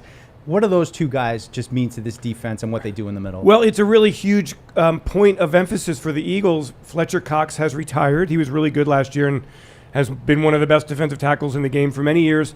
And so Davis, who's been inconsistent for 2 years, and Carter, who showed flashes of being a superstar last year, they must be really, really good. Now, they're obviously ginormous guys, really talented first-round draft picks. A lot riding on them and Milton Williams to anchor the middle of the Eagles' defensive line. With a new defensive coordinator, you got to be strong up the middle with Vic Fangio, and those two give the Eagles a chance. Sticking with the defense, Dave, one of the things you talked about, how star-studded this team is. We've been talking about this a lot, especially on the show today, wanting to learn more about our rookies. What can you tell us about Quinyon Mitchell? He's one guy that I had circled for those joint practices. Yeah, he's been really good. He's been impressive. They've been playing him in the nickel, and they've been moving him outside. His first preseason experience last week was a positive one. He nearly had an interception. He's big. He's athletic. He doesn't say a word off the field. On the field, he just talks trash. So he brings a lot of confidence to the game. And the Eagles, I think, he has a chance to make a contribution early, which I was a little bit surprised of. There's a hole there opposite Darius Slay on the other starting side. And there's really no definition who's going to be the nickel. And I think Quinyon has a chance to be either of those players. And, I've been around long enough, the Lito Shepherd, the last first-round pick, it's generally taken time to work their way into the lineup. I think Q has a chance to play right away. I want to go to the other side of the ball real quick, and then I'll let it go back to you, No, that's Mike. where I was going too, Tamara, so you go. It's probably a similar question, or it might be the same question, but the addition of Saquon Barkley, what has that done to this Eagles offense? It's actually gone beyond the offense. So it's really and I'll do this, I'm doing the sidelines tonight, and we're getting Saquon for an interview. It's a pinch me moment. Like, Eagles fans cannot believe that Saquon Barkley is a member of this football team after playing against him all those years while he was a Giant. As a football player, totally energized this football team. Look, the Eagles last year, 10-1, collapsed down the stretch. Which way do you go in the offseason? Do you rip it all apart? How do you do it? They decided to change the coordinators, keep the head coach, and then be really aggressive in free agency. And when you're able to bring in somebody like Saquon, it just added a jolt to the entire team. He has power. He has receiving skills. We saw that in the joint practice, catching that wheel route for the touchdown. The Eagles value him as one of the very, very best. He and Christian McCaffrey at the very top of the NFL list. And look, last year the Eagles, I believe, ranked first in the league in running backs yards before contact 31st in the league in yards by running backs after contact. DeAndre Swift made the Pro Bowl, but he's just not a tackle-breaking guy. I think with the expectation with Saquon is, given this really good offensive line, given the weapons outside, you really can't stack the box against the Eagles. He should be primed for a huge, huge season. Yeah. So I'm pinching myself, still not believing that he is a Philadelphia Eagle. Well, I would be pinching myself if I had Jalen Hurts and A.J. Brown and Devontae Smith. I mean, we were down at Philly a couple years ago for joint practices. Kind of before that, we saw Hurts in his early days. But just what have you seen from the development of those three guys? It just, from my eyes, it's a special connection what they have going. Yeah, and I can remember back to the old days in the early 2000s with Andy Reid when the Eagles had Freddie Mitchell and Todd Pinkston and James Thrash, and then T.O. comes in, and all of a sudden the Eagles are a Super Bowl team, and it provides a glimpse of the value of the wide receiver, star wide receiver power. So to have A.J. and to have Devontae and to have two great players like that not ever clash. They're really great teammates, and they share the spotlight, and they share the football. And so that kind of helps set the culture of the offense. And as talents with Jalen, I mean, they can beat you any number of ways. They complement each other so well. AJ's the big physical brute who's going to box you out, who's going to go up and snare it away from you, who's going to beat you up. Devontae is the artist. He's just, his body control is remarkable. He's just a go to work, get better, do all the extra things, and make spectacular catches. And so this is a dynamic passing offense. And those two have helped Jalen become one of the very best quarterbacks in the league. Yeah, just a quick update for all of us. It sounds like the gates are going to open shortly and warm-ups are going to begin at about 6 p.m. So maybe a little bit backed up, but not sure if we're going to see any of the guys you just talked about playing here tonight. Well, who are you watching for? Well, I think the defense, I think the Eagles will play some of their defensive starters. I think they recognize that at all three levels, there are questions about this football team and there are new players. And so I think that Vic Fangio wants to take a look at the Zach Bonds and the Devin Whites and Bryce Huffs, etc., and give them a little bit of playing time. Offensively, the big question with this team is who's your starting right guard? That has not been defined. So Mekhi Becton last week played 8 snaps against the Ravens, and then Tyler Steen played a lot. So that hasn't really been clarified. So you could see Becton and Steen. But otherwise, after that very, very productive practice, I just don't believe that Jalen and AJ and Devontae, with a wet field, I think that's and you look around the league and you go, oh my gosh, JJ McCarthy's out for the season. What are we going to do here? Everybody wants to play our starters, but no. So I would be surprised if they played. Yeah, I agree. I mean, especially I think somebody else had joint practices, and I want to say Addison went out too. For Minnesota. Yeah. So I think staying on the precaution side, all those guys. Is Drake Maye gonna play? Well, it sounds like he's gonna. It sounds like gonna be, according to reports, Brissett first quarter and then second and into the third for Drake Maye. So the Patriots this season, the plan is Brissett starts and Maye learns. It sounds like that's what the plan is. I mean, there's obviously a lot of rumbling about just 6 snaps last week, and I think people were hoping to see more of him, and that's tonight. I think especially coming off the Matthew Judon trade last night. I think Patriot Nation could use a little spark from Drake Maye. Yeah, the other takeaway from the joint practice, of course, the Eagles' defensive line was really overwhelming. Oh yeah. And so a mobile quarterback, experienced quarterback, not a bad thing to have back there. Mm-hmm. Well, I want to thank Dave Spadaro for joining us. Dave, thank you guys so much for having me. Enjoy the game. Thanks for having me. Good luck to the Patriots this season. Let's have a good one tonight. Appreciate it. We're going to take a quick break. We'll be right back. You've got to watch your NFL team every Sunday, and Verizon's got you covered for all your team's out-of-market games every Sunday afternoon. Come on! From kickoff to sign-off, from first downs and touchdowns to turnovers and overturned plays. After review, the pass was incomplete. Nice! Let's go! This season, win every Sunday with Verizon. Get a great deal on NFL Sunday Ticket from YouTube and YouTube TV and a new phone. Excludes digital-only games. Terms and embargoes apply. Without good blocking, your team's not going anywhere. Cisco blocks cyber attacks for customers around the world, including the entire Fortune 100 and the NFL. Because when the game is on the line, and it's always on the line, the NFL relies on Cisco. It ain't my dad's razor, Dad. Hey, watch it. It's from Gillette Labs. This green bar releases trapped hairs from my face. Game changer. While the Flex, this contours to it. So the 5 blades can get virtually every hair in one stroke. For the ultimate Gillette shaving experience. The best a man can get is Gillette Labs. By the time this Patriots fan is finished drinking his Pepsi, you'll be 15 seconds closer to game time. Patriots watching. Better with Pepsi. Without good blocking, your team's not going anywhere. Cisco blocks cyber attacks for customers around the world, including the entire Fortune 100 and the NFL. Because when the game is on the line, and it's always on the line, the NFL relies on Cisco. It ain't my dad's razor, Dad. Hey, watch it. It's from Gillette Labs. This green bar releases trapped hairs from my face. Game changer. While the Flex Disc contours to it, so the 5 blades can get virtually every hair in one stroke. For the ultimate Gillette shaving experience, The best a man can get is Gillette Labs.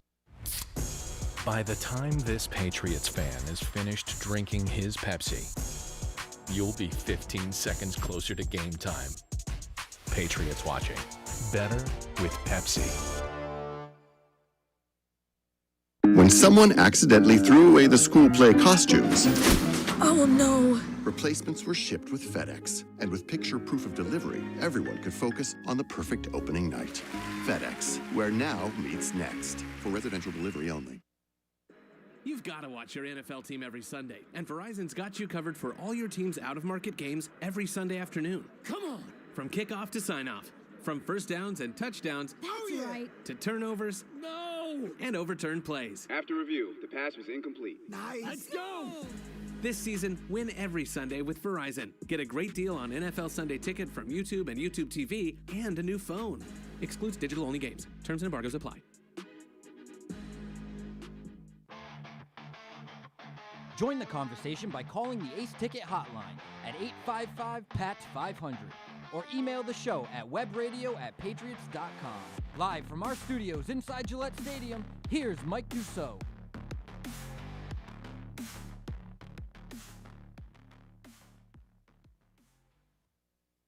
We on? There we go. Hey, everybody. Welcome back to the Patriots pregame show, fueled by Duncan.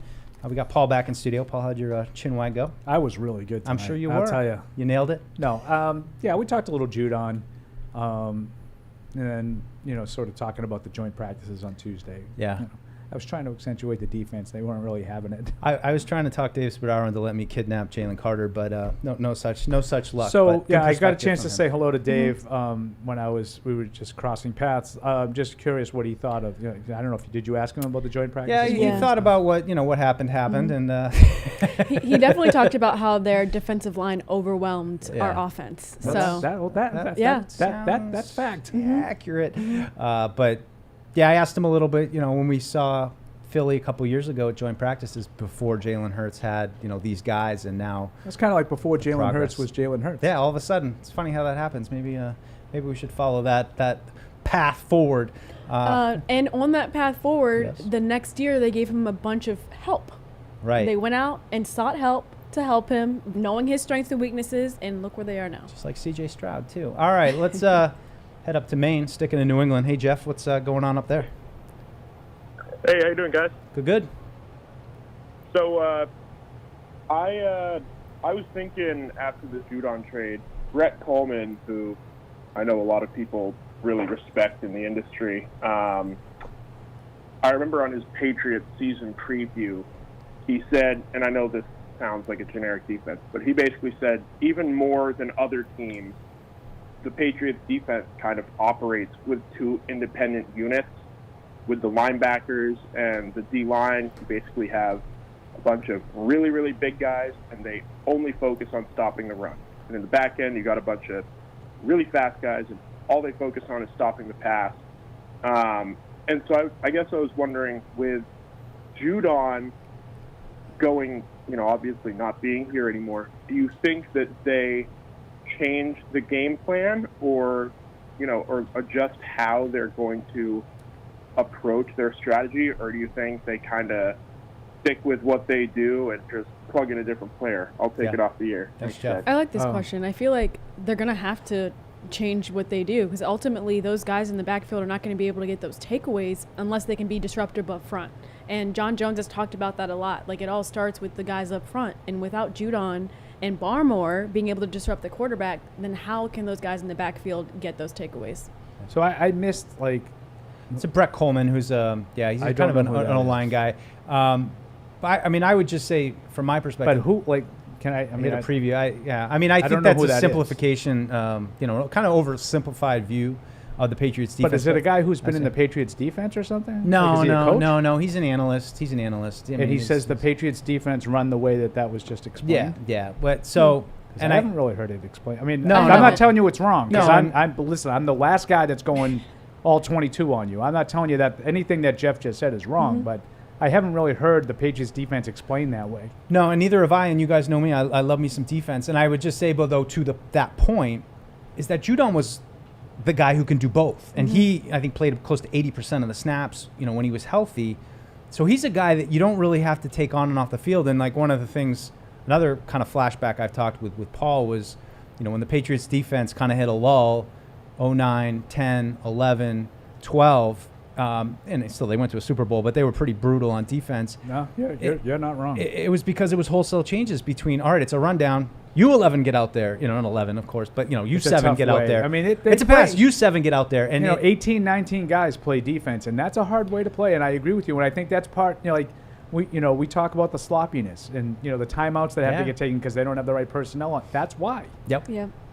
I don't see a guy right now that can fill the void of Judon all by himself. I think it's going to be a hodgepodge of things that they're going to have to change. I would just say, like, from afar, again, I listen to defensive backs talk about this scheme a lot and talking about the synergy between the defenses, the way that the specific defensive backs can play so many different spots. Yep. And they can be linebackers, and there's names for them all, as like Money and Star. Mac and Star's like the extra, like the third defense, like the slot corner. But they have names for all these things, and they're like they have to work in concert with one another. This is why I'm a little confused about the two separate units, the guys up front that are only doing this and that. Like Bill Belichick has described it almost exactly the opposite of that. Yeah. Now maybe they're doing a whole different thing now. Bill's gone. Yeah. I don't know if you heard. Bill don't shine shoes no more. He's gone. So maybe it's all different now. But I've always heard about the synergy between the two and how one. I thought Tamara said it perfectly. Like Jonathan Jones talking about if we're going to take the ball away, it's not just going to be because we're blanketing our guys. It's going to be because the pass rush is in concert with the secondary and whatnot. So I don't know. Maybe I listened to that a little bit too simplistically and I took it literally, but I'm not really sure I understand it.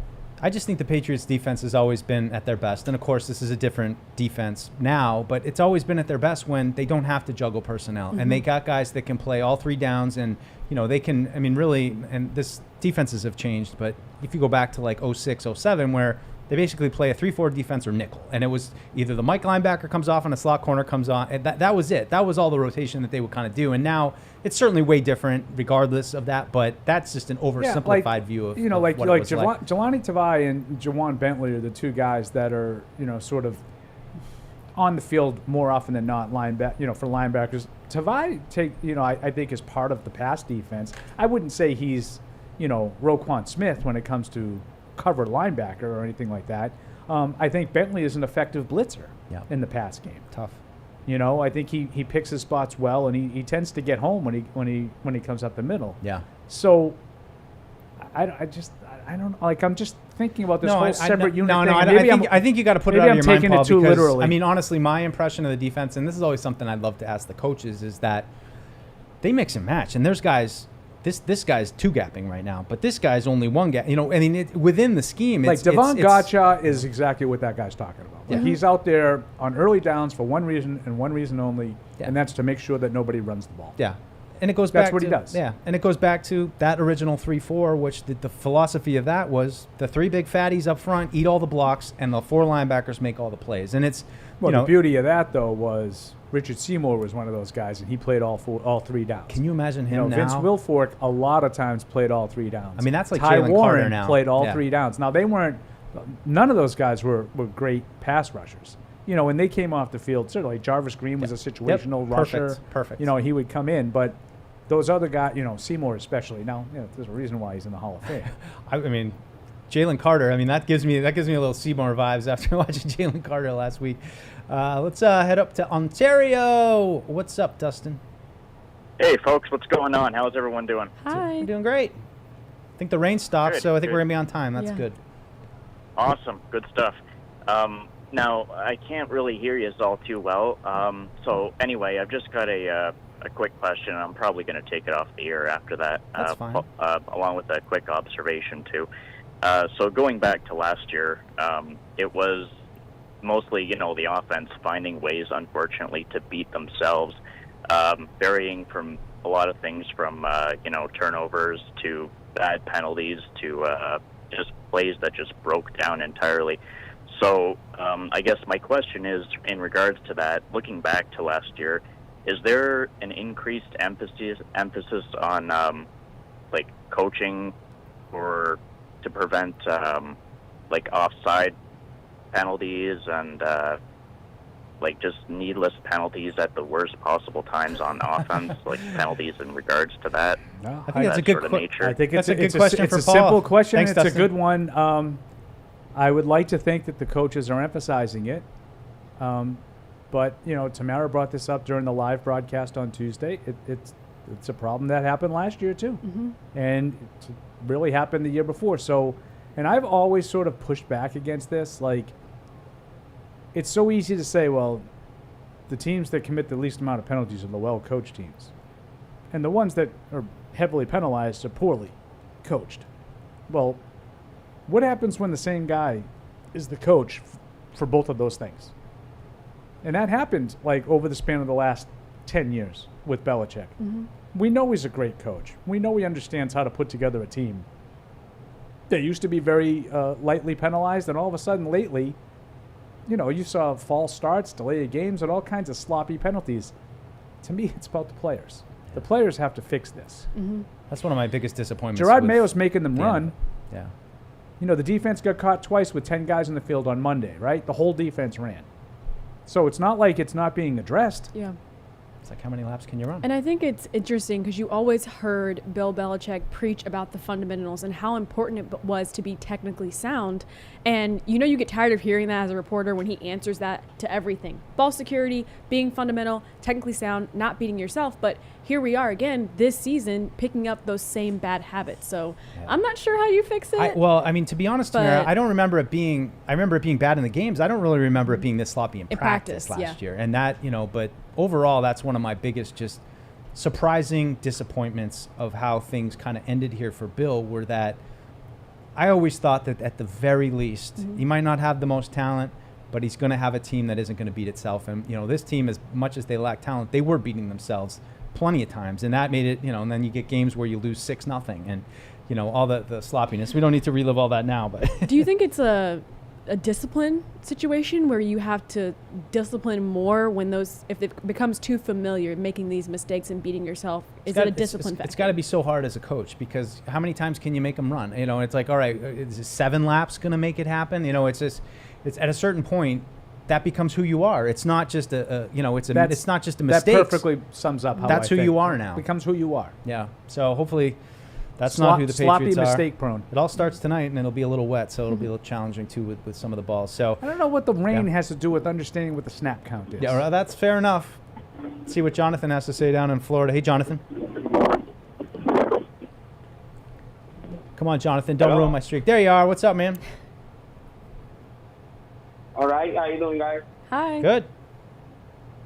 All right, my first time calling, so nice. I'm a little nervous. Good to have you. Good to have you.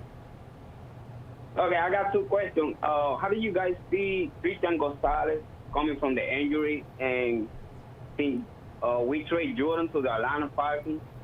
What we can do to beef up and left tackle with that draft that we got for the 3rd round? Gotcha.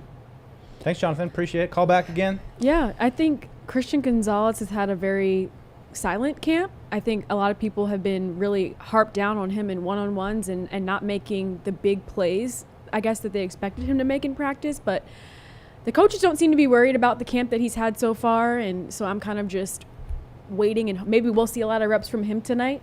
But I feel like he's more of a guy that shows up during games and not so much making those big flashy plays at practice. I hope so. I mean, I went back and reviewed some of my just little practice notes from last year, and especially in Green Bay, up and down for him. I'm not sure. And I mean, I think this is one of those things where there's no question the guy is supremely talented athletically, and that will make up for a lot. But I think what is a little jarring, like you said, Tamara, he's been, one-on-ones I don't really care about, but not, I think I said it like a few days into camp when it was kind of a slow start, and like, is everything going? I want to see him get his hands on some balls, and I think I've seen him maybe get his hand once on the ball. So I'm still holding out hope that he's going to get into the regular season and we're going to actually have a game plan and he's going to fit perfectly into that, and his athleticism will make up for any mistakes. But I think, Paul, what's lacking for some of us is that edge and that like number one corner swag that you just haven't really seen out of Christian Gonzalez in practice. He's kind of a quiet kid, and I agree. There's more than one way. There's more than one way to coach a team. There's more than one way to play cornerback in the NFL. But I just think when you're giving up a lot of catches and you look kind of smooth, and he's kind of reserved, it's easy to kind of say, is he trying? Does he care? Those are the questions that kind of pop up. So we'll see. I don't know. It's one of the great questions at camp if this is going to carry over. Yeah, I don't know the answer, but I don't think he's had a great camp. Now, I'm not terribly concerned about it. I just would say that I felt like he had a better camp last year than he has this year. Yeah. That's all. And I think you guys used examples that I would absolutely agree with, about the catches that he's allowed and kind of the nonchalant way it's looked at times. He's so gifted that maybe he is playing hard. He just makes it look so easy, and he does. He's so fluid. And that's what they tell us, but we'll see when the I just want to see that. I just want to see some incomplete passes when he's involved. Yeah, right. I thought A.J. Brown had his way. And A.J. Brown's a really, really good player. There's no shame in that, but I thought A.J. Brown caught the ball when he was lined up with Gonzalez. And Brown was very complimentary to Gonzalez after that practice. He was. He went up to him afterwards. He was asked about him and then caught him as he was walking off, and they had a little moment talking together. It looked like he was giving, Christian some encouragement. So, I mean, you think you just said I do that to a lot of people? Don't worry about it. I was lying. But I think when we talk about losing Barmore and losing Judon, Paul's had some great points about Gonzalez is in that group because, he's not a front guy. He doesn't have to win one-on-one. But, when you're looking at losing two of your most talented guys on defense, it just puts a bigger focus on this second-year corner that you're hoping. We've talked a lot about the offensive rookies on that, young guys on the offensive side of the ball. He's one of the pieces that you're hoping blossoms this year and becomes a guy. And, I don't really know what to expect. I know, Paul, we talked a lot about him of, is he a shutdown corner? I'm kind of refusing to allow myself to think that in those terms. I need him to be really good, but there's no question that the defense is going to be good this year. He's got to be good. It's all got to start with Christian Gonzalez. Yeah, they're not going to have a really good defense if he's not really good. Your best cornerback has to be good if you're going to have a good defense. Let's jump back over to the emails here. Colleen from Houston writes in, said he stunk last year, but who? How do you guys feel about Donovan Smith? Anything there for tackle? I tackle? thought he said City stunk last year. She said, I know he's Donovan Smith. Yeah, I think people just are dying for a reclamation project. And I'm not anti bringing one of these guys in and hoping you get lightning in a bottle. But just recognize it for what it is. It's a lottery ticket. If Bakhtiari or Charles Leno, Donovan Smith, these guys are available for a reason, on August 15th. And tackles the need across the league. I mean, I know the Patriots are desperate, but I think there are a lot Everybody of teams that needs would love tackles. Yep. It just shows last year when they had to go out and it was panic mode. What they get Lowe and Darian Lowe and Tyrone Wheatley. They Lowe played a little bit. Wheatley, he's on IR again, so that one didn't work out. Wilson writes in, just writing in to say PP and the Deuce are doing great today. What about Tamara, too? Come on, don't forget about our girl Tamara. She's doing great. She's not even able to do what she's supposed to be doing right now because of the weather. I know. She's helping us. I miss Hardy, but it's nice not having drop calls. I agree. I mean, I don't know what the problem is. You just press the button. It's What's amazing. so hard about I miss Hardy's puns. You gotta be more punny, Mike. Yeah, I miss the Jaws talk, but I don't miss anything else about Hardy. That's right. When we get our real host in, we're going to talk Jaws. I promise. He didn't read the electronic mail. I'm so serious when I have to host. Thank you, Matt. A little taste. So this is what happens. Over under 180 yards on offense tonight for the Pats. That's sad, Wilson. Come on. Well, I'm going to have to say over on that. Don't worry. We do have over-unders coming up shortly here as we round the last 23 minutes. What was that total offense? It was 180. I'm going to add that because there's only 5 things down here. All right. We're going to 6. And Jack in Ann Arbor sends us a picture of Dunkin' Donuts there in Ann Arbor. So, Dunkin', we're fueled by Dunkin', and so is Ann Arbor. Here we go. Another one from Aaron in Port Jervis, New York. How can we get Paul to be the star of the Pepsi commercial where the fan takes 15 seconds to finish the Pepsi, I picture Paul downing a 2-liter in 15 seconds every time I see that commercial. Are you familiar with that commercial, Paul? No. I get too gassy. I can't do that, and I can't. Yeah, I do like my Diet Pepsi though. Thank you, thank you very much. You got to get him another one in here. No, I had that's 2 for the show. That's my limit, 2. I thought we'd get this question though, which is from Ray. Looking for a Judon replacement. What do you think of Hassan Reddick? Who go over the Jets? He's disgruntled down there. Not a Judon guy. Oh, question in the back. Yes, sir. So they didn't want to pay Judon. Like, gonna pay him. Reddick is already on his second team that won't pay him. He wants to get paid, Paul. Okay. He's not gonna come in. That's all right. Just like there are not any elite tackles out there on the open market, there are no elite pass rushers out there on the market right now. He's going to be 30. That's too old. When the season we don't do starts, 30 around here. So, there's really not that much of a difference there. No more. Yeah, I mean, I get what he's saying. Like, to me, Reddick is I don't think he's as good as Judon. Different kind of player. But he's a good player. Yeah. I like him, and I would absolutely take him. Yeah. But then you have to pay him. Yeah. Like, I don't want to take him and then say, well, geez, he won't play. Like, he's not going to play on this contract. He's clearly telling everybody he needs more money. And I know this, we haven't talked about this, Mike, about the whole Judon to Atlanta thing. And he did it without a contract. And people are like, oh, this is embarrassing. He'll play for the Falcons for that. He's not going to play for that contract. He's not going to. Yeah. He's just trusting the Falcons are going to get something worked out with him. There's going to be some kind of adjustment. I have to believe. Now, maybe I'll be wrong, but I have to believe there'll be an adjustment on that contract. Bridgestone, the official tire of the New England Patriots, is proud to partner with Sullivan Tire, New England's headquarters for quality Bridgestone tires. Visit sullivantire.com to find a location near you.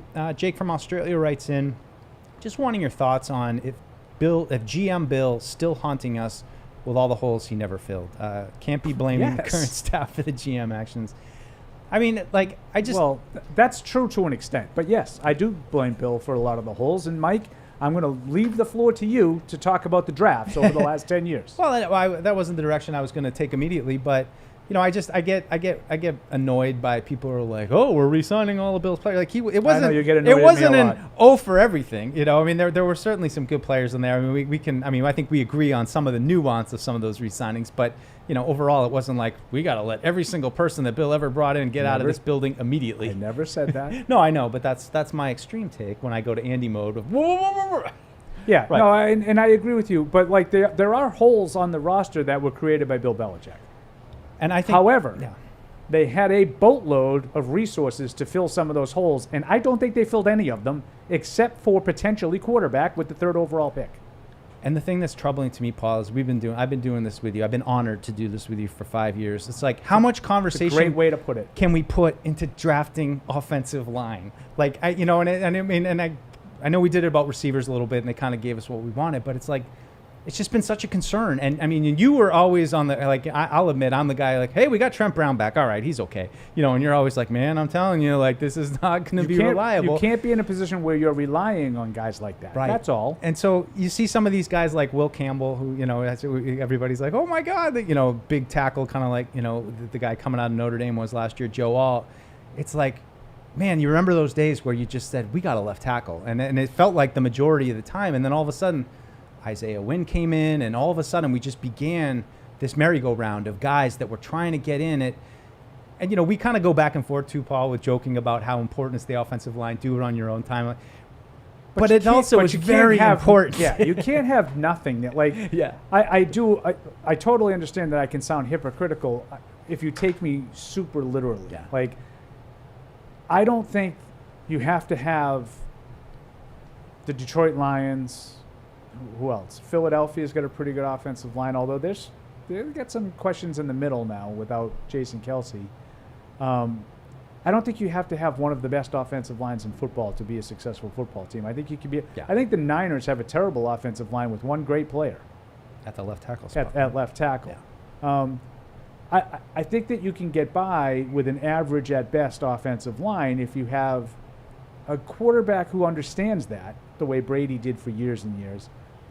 You can't just have nothing at the offensive line. And I think right now I don't want to say nothing. I don't want to be that disrespectful, but they're struggling to find the pieces. David Andrews is the only guy right now that I feel really good about.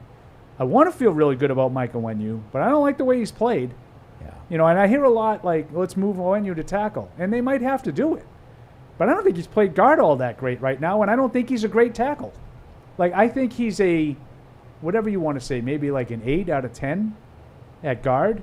I think he's kind of middle of the road 5 at tackle. Me too. I mean, that's, even when he was playing there, like the first practice? I don't even remember now, but I mean, brief stay at right tackle. I think he's the best inside, especially with, the scheme, getting out, wide zone, all that Evan stuff. Yeah, pin and pull. Pin and pull, digging out the 3 technique. I look forward to Evan telling me upstairs what I was wrong about. Mike, I was listening to the show. you used that all wrong. Well, Paul, I want to take you down a little, before we get into the openers, a little historical. I just see this, the Hall, presented by RTX, just tweeted this out. On this day in 1971, Patriots made this day? their debut at Schaefer Stadium. Gino Cappelletti kicked a 36-yard field goal for the stadium's first point scored in the stadium. The Patriots beat the Giants 20-14 before 60,423 fans. About how many were at the joint practice, I would say. Some of them even got home that night. It was a legendary traffic jam. When was your first game, Paul, at the old stadium? My Do you remember first game was in 1976. Yeah? Good team. Yeah, I was 8. And it was a Monday night game against the Jets, 41-7 Patriots win. My brother and I used to switch back and forth. Like whenever someone got tickets to a game, it was Rich's turn to go. It was Paul's turn to go. Well, it was Rich's turn to go that night, but he had football practice. And they wouldn't let him skip football practice to go to the game. So 8-year-old Paul went to a Monday night game and learned some new words and saw some different things. A bunch of guys handcuffed to the fence in the back. Terrifying. Yeah, it was an experience. I went with my father, my grandfather, and my uncle. It was a lot of fun. I got to see Joe Namath in the twilight of his career. That's pretty good. He was pretty bad that night. You see a lot of games there over the years? I wouldn't say a lot. There was, toward the end, I was a season ticket holder in 94. I gave them up in 95, got them back in 96. So, I mean, I saw those years. But I would say before 94, before Parcells got here, I probably saw fewer than 5 games. Yeah. I watched the games on, it was a long ride, I watched the games on TV mostly because some of them were blacked out. Right? I still remember it clear as day. And I mean, I know the old stadium, was kind of became a punchline at a certain point. But for me as a young kid, I just distinctly remember we parked across the street, kind of almost across from where Bass Pro is now. And, you walk up that hill and the old stadium closer to the highway back then, and it just looked like a kingdom on the hill, a castle on the hill kind of thing. Where the impression it made on me, overwhelming how cool this is, and I think I was so used to going to Bruins games at the Garden or even at Fenway where you kind of get into the stadium, you don't really have a sense outside of what a scene it is, and walking up to the stadium off of Route 1, it just felt like such a scene, such a happening. There's buses, there's people pouring into the stadium. But then to your point, you get into the stadium, and I'm looking out on the cage out there, and there are guys handcuffed. I remember seeing a fight, being like, Dad, I'm terrified. But it was a terrible place, but it was our place, and it was, special. And it was a dump of a stadium, but there really were no bad, there were really good sight lines in that place. There really were no bad seats. I mean, the physical seats were terrible. They were metal benches, as Robert likes to say all the time.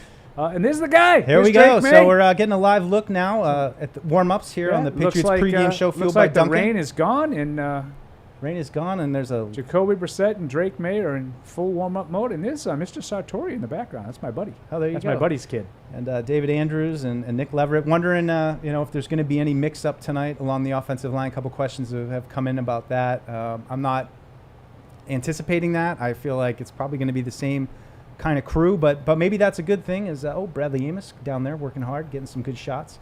Hardly working.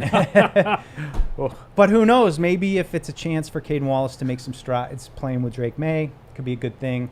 We'll see. Again, we're expecting, according to reports, Jacoby Brissett to start, Drake Maye to come in and play a quarter plus around the second quarter, and then some Joe Milton at the end. Everyone loves that. That'll be fun. Grabbing some last emails here right before we do the over-unders. This one coming from Colin in Seattle. First and foremost, thank you guys for consistently putting out the best Patriots content year after year, as opposed to what certain radio programs that run 2 to 6. Those are Paul's shows. Be nice. I'm going to be on those shows a lot in the next couple of weeks. You were supposed to be yesterday, and they were looking for you. Cost myself the whole money. show fell apart. It was unlistenable without Perillo. But I haven't heard his name much throughout training camp. Curious if you all had seen anything of note from Marcellus Dial, and if he can be anything more than depth this year and beyond. Thanks again. This year, I would say no, he's not going to be more than depth, but he has flashed a little bit to me. I think he's kind of tailed off a little bit lately, and maybe not coincidentally, as there's been no Marcus Jones, no Jonathan Jones, no Sean Wade, more reps, more chances to get beat, and I think that that's probably happened a little bit with him and Alex Austin, Azizi Hearn. Yep. Those guys have been out there a lot, and I think they've given up some catches as a result. But I think he's got some length to him and some competitiveness. He's feisty. Yeah. He's feisty. I think that he has a chance to stick as a special teamer, but I wouldn't expect him to be a contributor in the secondary. Yeah. Do you? No, I totally don't. I totally agree. I mean, it seems really like right now they're taking a close look at Alex Austin and Marco Wilson. Marco Wilson are the two that seem to get, with Jonathan Jones not practicing, they're the one opposite of Gonzalez, and it's really been Isaiah Bolden in the slot, which is another kind of, interesting twist. He was there in the spring. We asked Mayo about it. Not really the body type of a slot guy. And Mayo even said, he's really more of an outside guy, but it just seems like right now they're, scrambling a little bit, trying to figure out how it will all come together. And you're getting a look right now, though, Charles Turner, another center. I want to talk about this a little bit, Mike, because, our shots, showing the centers, the various centers working with. Yeah, Liam Fornadell, another who's taking some snaps. With I know the quarterbacks. Bedard saw some stuff from him. So I think it's a sneaky need. Like Jake Andrews went on IR. He opened camp on PUP, and whatever happened, he wasn't able to physically be ready. He's out. David Andrews is the rock in the middle of that offensive line. They don't really have a backup center. I think it's a sneaky need. Nick Leverett has been the guy.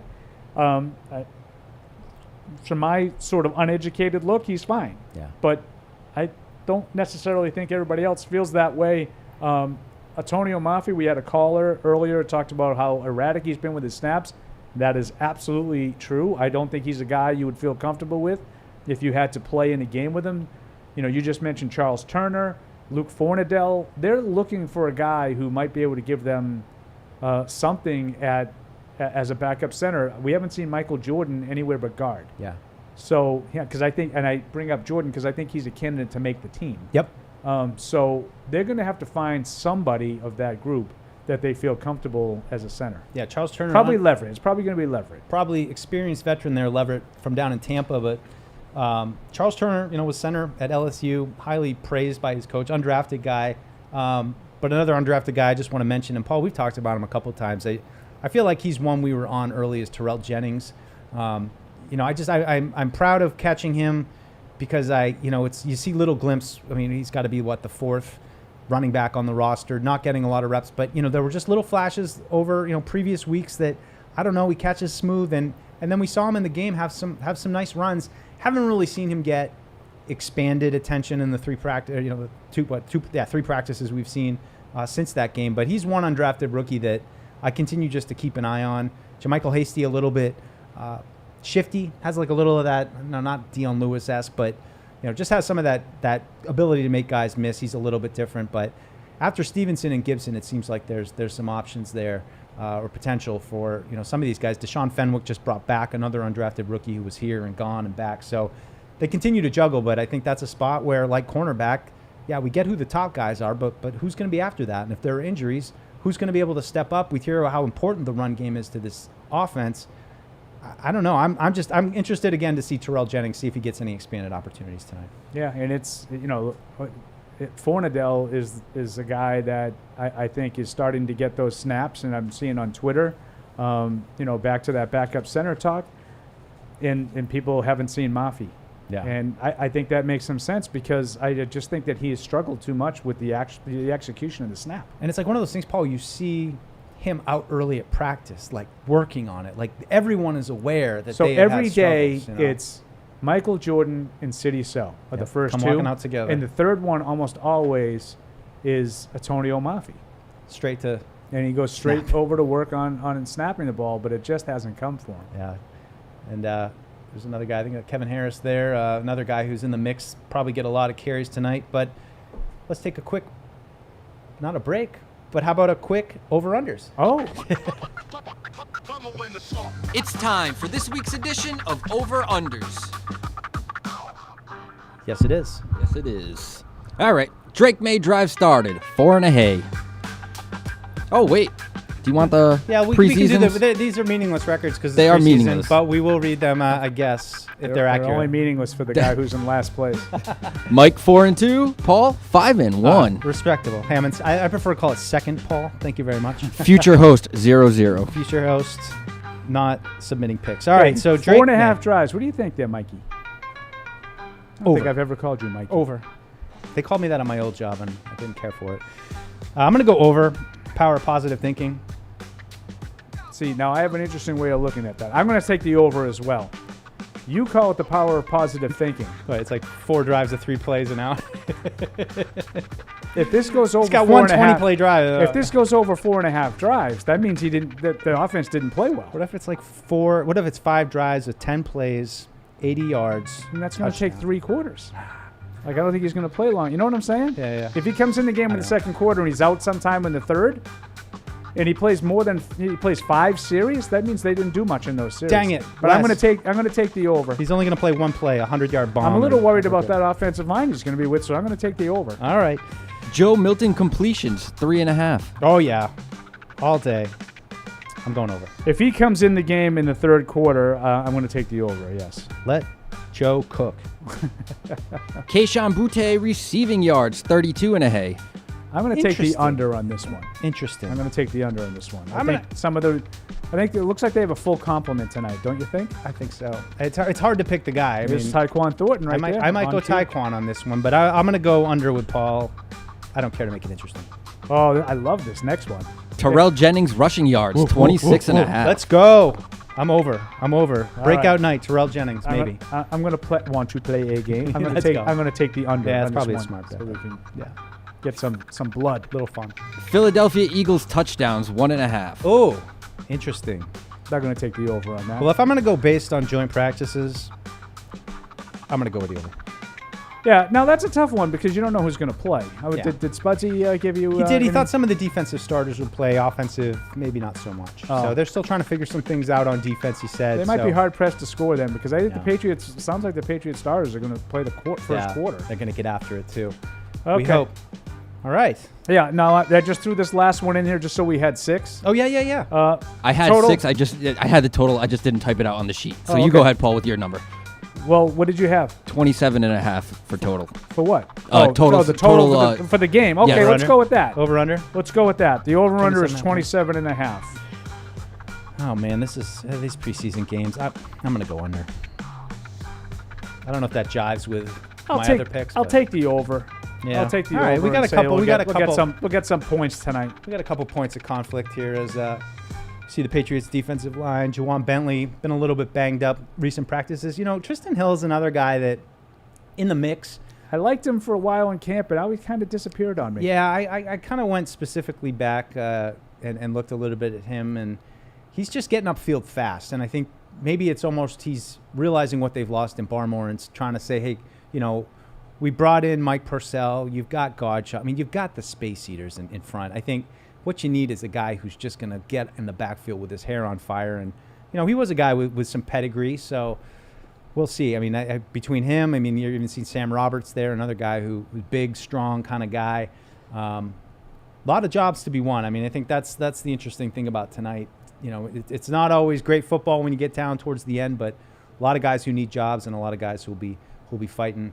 That guy Michael Jordan right there, another one I thought, you know, he's a pro. I mean, I think he's shown something. I mean, I wish we were seeing these glimmers of hope that we've seen with the backup guards more with the backup tackles. You know, you haven't really seen any of that with those guys. Well, I think that's a good point. You know, we really haven't seen the mixing and matching that people are talking about on the offensive line. No, it's been pretty consistent. Like they opened and then they were changing tackles for the first day, you know, before they got pads. Once they got into pads, it's been the same 5 guys when they've been available. Yeah. Like Okorafor's missed time. David Andrews missed a couple of days. But when they've all been available, it's been this, again, Lowe, So, Andrews, Owenu, and Okorafor. Over a little, just a little preview of what's coming up this week, Paul. We got the media schedule, and it does sound like we're going to get a look at practice Saturday, Sunday, full session, it looks like on Sunday, Monday, and then it seems like next week with a Sunday game, we're going to kind of get into a regular season kind of schedule. Well, Tuesday off day, and then Wednesday, Thursday, Friday, and then that will be all for your media. But we will get a chance to watch practice. It's not going to be the same coverage. We're going to tell you that right up front. The public portion of practice is over. So you're not going to get the training camp podcasts and all the bells and whistles that we gave you every day of actual training camp. But we will still get a chance to watch these practices, and you listen to our Patriots Unfiltered shows on Tuesdays and Thursdays. We'll give you sort of an update as to what we see and some of the trends that we'll be following. So all right, we got to wrap Ryan in Alabama. Can I grab Ryan in Alabama real quick, Matt? All right, you got to do it quick, though. All right. Lightning round. Ryan in Alabama, lightning round, go. What's going on? Go. Well, speaking about the Judon situation, as unfortunate as it is, I was wondering y'all's thoughts on maybe trying to get Hassan Reddick from the Jets. All right. Thanks, Ryan. We talked about that just a moment ago, and no, we don't want to pay him. I just don't know why you wouldn't pay Judon, but you would pay Reddick. Is 2 years that big of a difference? Yeah. I don't know. You already have a guy in your system that's worth 2 years to me. Yep. Right. All right, well, that's going to do it for the Patriots pregame show, fueled by Duncan. Thank you, everybody, for joining us. Patriots will still be scheduled to kick off at 7 p.m. tonight against the Eagles, and be sure to join us right after the game back here live for the postgame show. Enjoy the game. Thank you for downloading this podcast. Subscribe on Apple, Google Play, and everywhere else you listen. Like the show? Please rate and review us. Listener comments and ratings help keep us high in the podcast rankings so new listeners can find us. Be sure to check Patriots.com for more news and more podcasts.